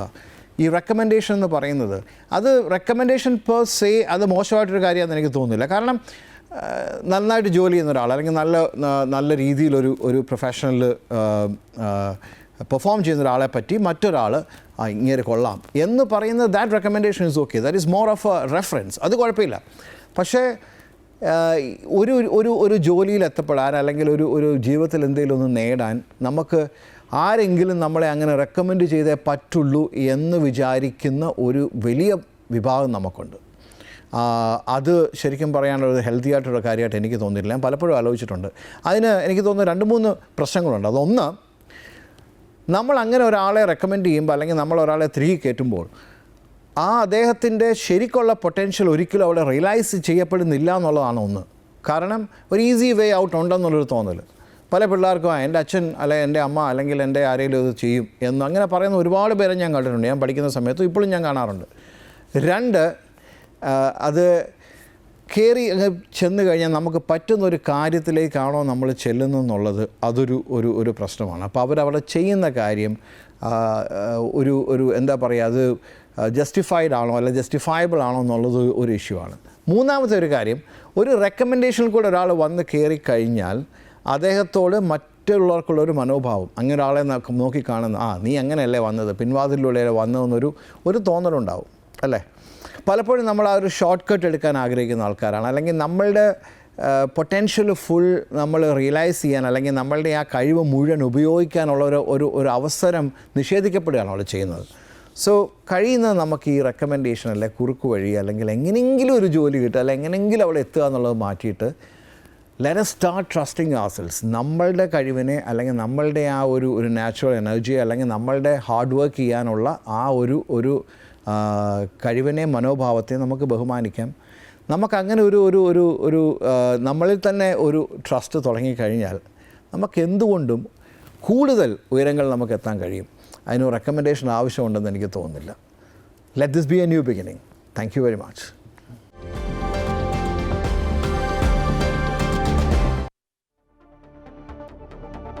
ആദിരാവിൻ്റെ അനാദി പ്രകൃതിയിൽ ആരംഭമിട്ടൊരു സംസ്കൃത ചിന്തയിൽ അയ്യപ്പ പണിക്കർ രചിച്ച അഗ്നിപൂജയുടെ വരികൾ അത്ര കണ്ട് ആർദ്രതയോടെ സ്ഫുടതയോടെ മുന്നിട്ടുടു പാടി സന്താളി ഭാഷ്യക്കാരിയായി ജനിച്ച ഒരു കുഞ്ഞ് പോറ്റമ്മയായ മലയാളത്തിന് അർപ്പിച്ച ഹൃദയപൂജ ഇടുക്കി അടിമാലി സബ് ജില്ലാ കലോത്സവത്തിൽ കവിതാ ആലാപനത്തോടെ ഈ കൊച്ചുമിടുക്കിയെ ഇടുക്കി ഹൃദയത്തോട് ചേർത്ത് പിടിച്ചു.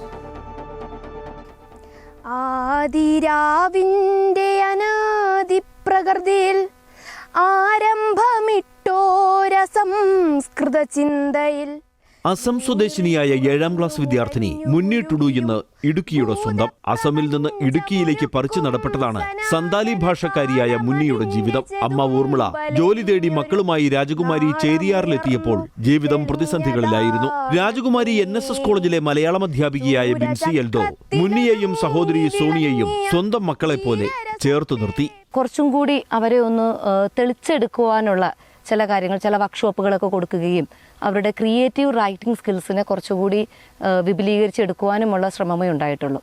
മലയാളം അറിയാത്ത മുന്നിക്ക് പുതിയ ഭാഷയെ സ്നേഹത്തോടെ പഠിക്കാൻ ടീച്ചർ പ്രോത്സാഹനം നൽകി. കുറച്ചു നാളുകൾക്കുള്ളിൽ അവൾ മലയാളം വായിക്കാനും എഴുതാനും സംസാരിക്കാനും തുടങ്ങി. അയ്യപ്പ പണിക്കരുടെ അഗ്നിപൂജയിലെ വരികൾ ഹൃദയസ്പർശിയായി പാടിയപ്പോൾ അത് ഒരു വിദ്യാർത്ഥിനിയുടെ കവിതാലാപനം മാത്രമായിരുന്നില്ല, മലയാളത്തിന്റെ ആത്മാവിനെ ഏറ്റെടുത്ത ഒരു ഹൃദയപൂജയായിരുന്നു. ഞങ്ങൾ സ്കൂളിൽ പോകാൻ തുടങ്ങിയപ്പോൾ സ്കൂളിലെ കുട്ടികൾക്കൊന്നും ഹിന്ദി അറിയത്തില്ല, ഞങ്ങൾക്കും മലയാളം അറിയത്തില്ല. അപ്പോൾ അങ്ങനെ കുറച്ച് ദിവസമായപ്പോൾ ഞങ്ങൾക്ക് ചെറുതായിട്ട് മനസ്സിലായി തുടങ്ങി. അങ്ങനെ കേട്ട് പറഞ്ഞു, ട്രൈ ചെയ്തും എല്ലാം പഠിച്ചു. അടിമാലി ഉപജില്ലാ കലോത്സവത്തിൽ മുന്നി 3 ഭാഷകളിൽ 5 ഇനങ്ങളിൽ A ഗ്രേഡ് നേടി. ഇതോടൊപ്പം സോഫ്റ്റ് ബോളിലും കായിക മത്സരങ്ങളിലും മെഡലുകൾ കരസ്ഥമാക്കാനും മുന്നിക്ക് കഴിഞ്ഞിട്ടുണ്ട്. മലവേടക്കിടാത്തിയുടെ കല്ലുവള ചൊല്ലി മുഴുമിക്കാത്ത ചിന്തുകൾ പറയുന്നു.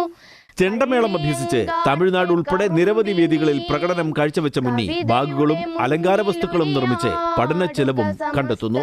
MC Boban, Amrita news, Idukki.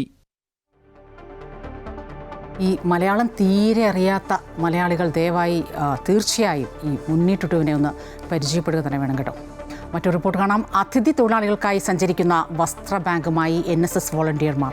Kozhikode Kodiyathur PTM higher secondary school NSS വോളണ്ടിയർമാരാണ് അതിഥി തൊഴിലാളികൾക്കായി സഞ്ചരിക്കുന്ന വസ്ത്ര ബാങ്ക് ആരംഭിച്ച് സാമൂഹ്യ സേവനത്തിന് പുതിയ മാതൃക സൃഷ്ടിച്ചത്.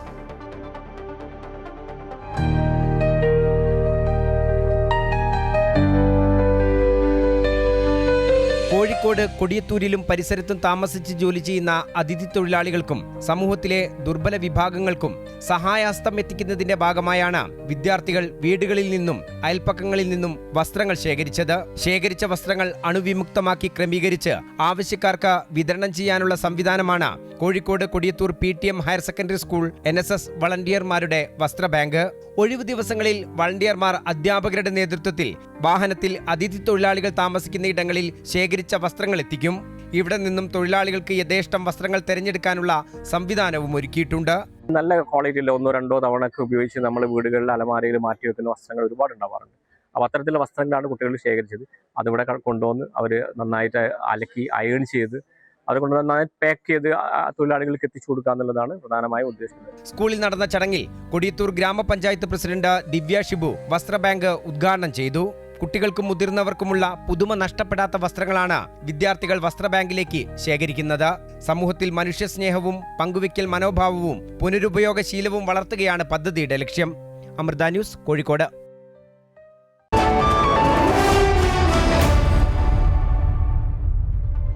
ലോകകപ്പ് കിരീടം നേടിയ ഇന്ത്യൻ വനിതാ ക്രിക്കറ്റ് ടീം താരങ്ങൾ പ്രധാനമന്ത്രി നരേന്ദ്രമോദിയുമായി ഇന്ന് കൂടിക്കാഴ്ച നടത്തും. മോദിയുടെ പ്രത്യേക ക്ഷണപ്രകാരമാണ് കൂടിക്കാഴ്ച. മുംബൈയിലായിരുന്ന താരങ്ങൾ ഡൽഹിയിൽ എത്തിയിട്ടുണ്ട്. ഉജ്ജ്വല സ്വീകരണമാണ് ഡൽഹിയിലെ ഹോട്ടലിൽ ഇവർക്ക് നൽകിയത്. മോദിയുമായുള്ള കൂടിക്കാഴ്ചയ്ക്ക് ശേഷം താരങ്ങൾ സ്വന്തം നാട്ടിലേക്ക് മടങ്ങും. ജേതാക്കളെ കാത്തിരിക്കുന്നത് സമ്മാനങ്ങളുടെ പെരുമഴയാണ്. ICC 40 കോടി രൂപയാണ് സമ്മാനമായി പ്രഖ്യാപിച്ചത്. 51 കോടി രൂപയുടെ ക്യാഷ് അവാർഡ് BCCIയും നൽകും. ഇതിനൊപ്പം ഓരോ സംസ്ഥാനങ്ങളും അവരുടെ താരങ്ങൾക്ക് പാരിതോഷികം പ്രഖ്യാപിച്ചു കഴിഞ്ഞു. യുവേഫ ചാമ്പ്യൻസ് ലീഗിൽ റയൽ മാഡ്രിഡിനെ എതിരില്ലാത്ത ഒരു ഗോളിന് തോൽപ്പിച്ച ലിവർപൂൾ രണ്ടാം പകുതിയിൽ അലക്സിസ് മാക് അലിസ്റ്ററാണ് വിജയ ഗോൾ നേടിയത്. മറ്റൊരു കളിയിൽ നിലവിലെ ചാമ്പ്യന്മാരായ PSG തോറ്റു. 1-നെതിരെ 2 ഗോളുകൾക്ക് ബയേൺ മ്യൂണിക്കാണ് PSG തോൽപ്പിച്ചത്. മറ്റ് മത്സരങ്ങളിൽ ആഴ്സണലും അത്ലറ്റിക്കോ മാഡ്രിഡും തകർപ്പൻ ജയം നേടി. മാഞ്ചസ്റ്റർ സിറ്റിയും ബാഴ്സലോണയും ഇന്റർ മിലാനും ഇന്ന് കളത്തിലിറങ്ങും. റിപ്പോർട്ടോടെ ഗുഡ് മോർണിംഗ് കേരളം പൂർണ്ണമാവുകയാണ്. കൂടുതൽ വാർത്തകൾ അമൃത ന്യൂസ് യൂട്യൂബ് ചാനൽ തുടരും. നമസ്കാരം.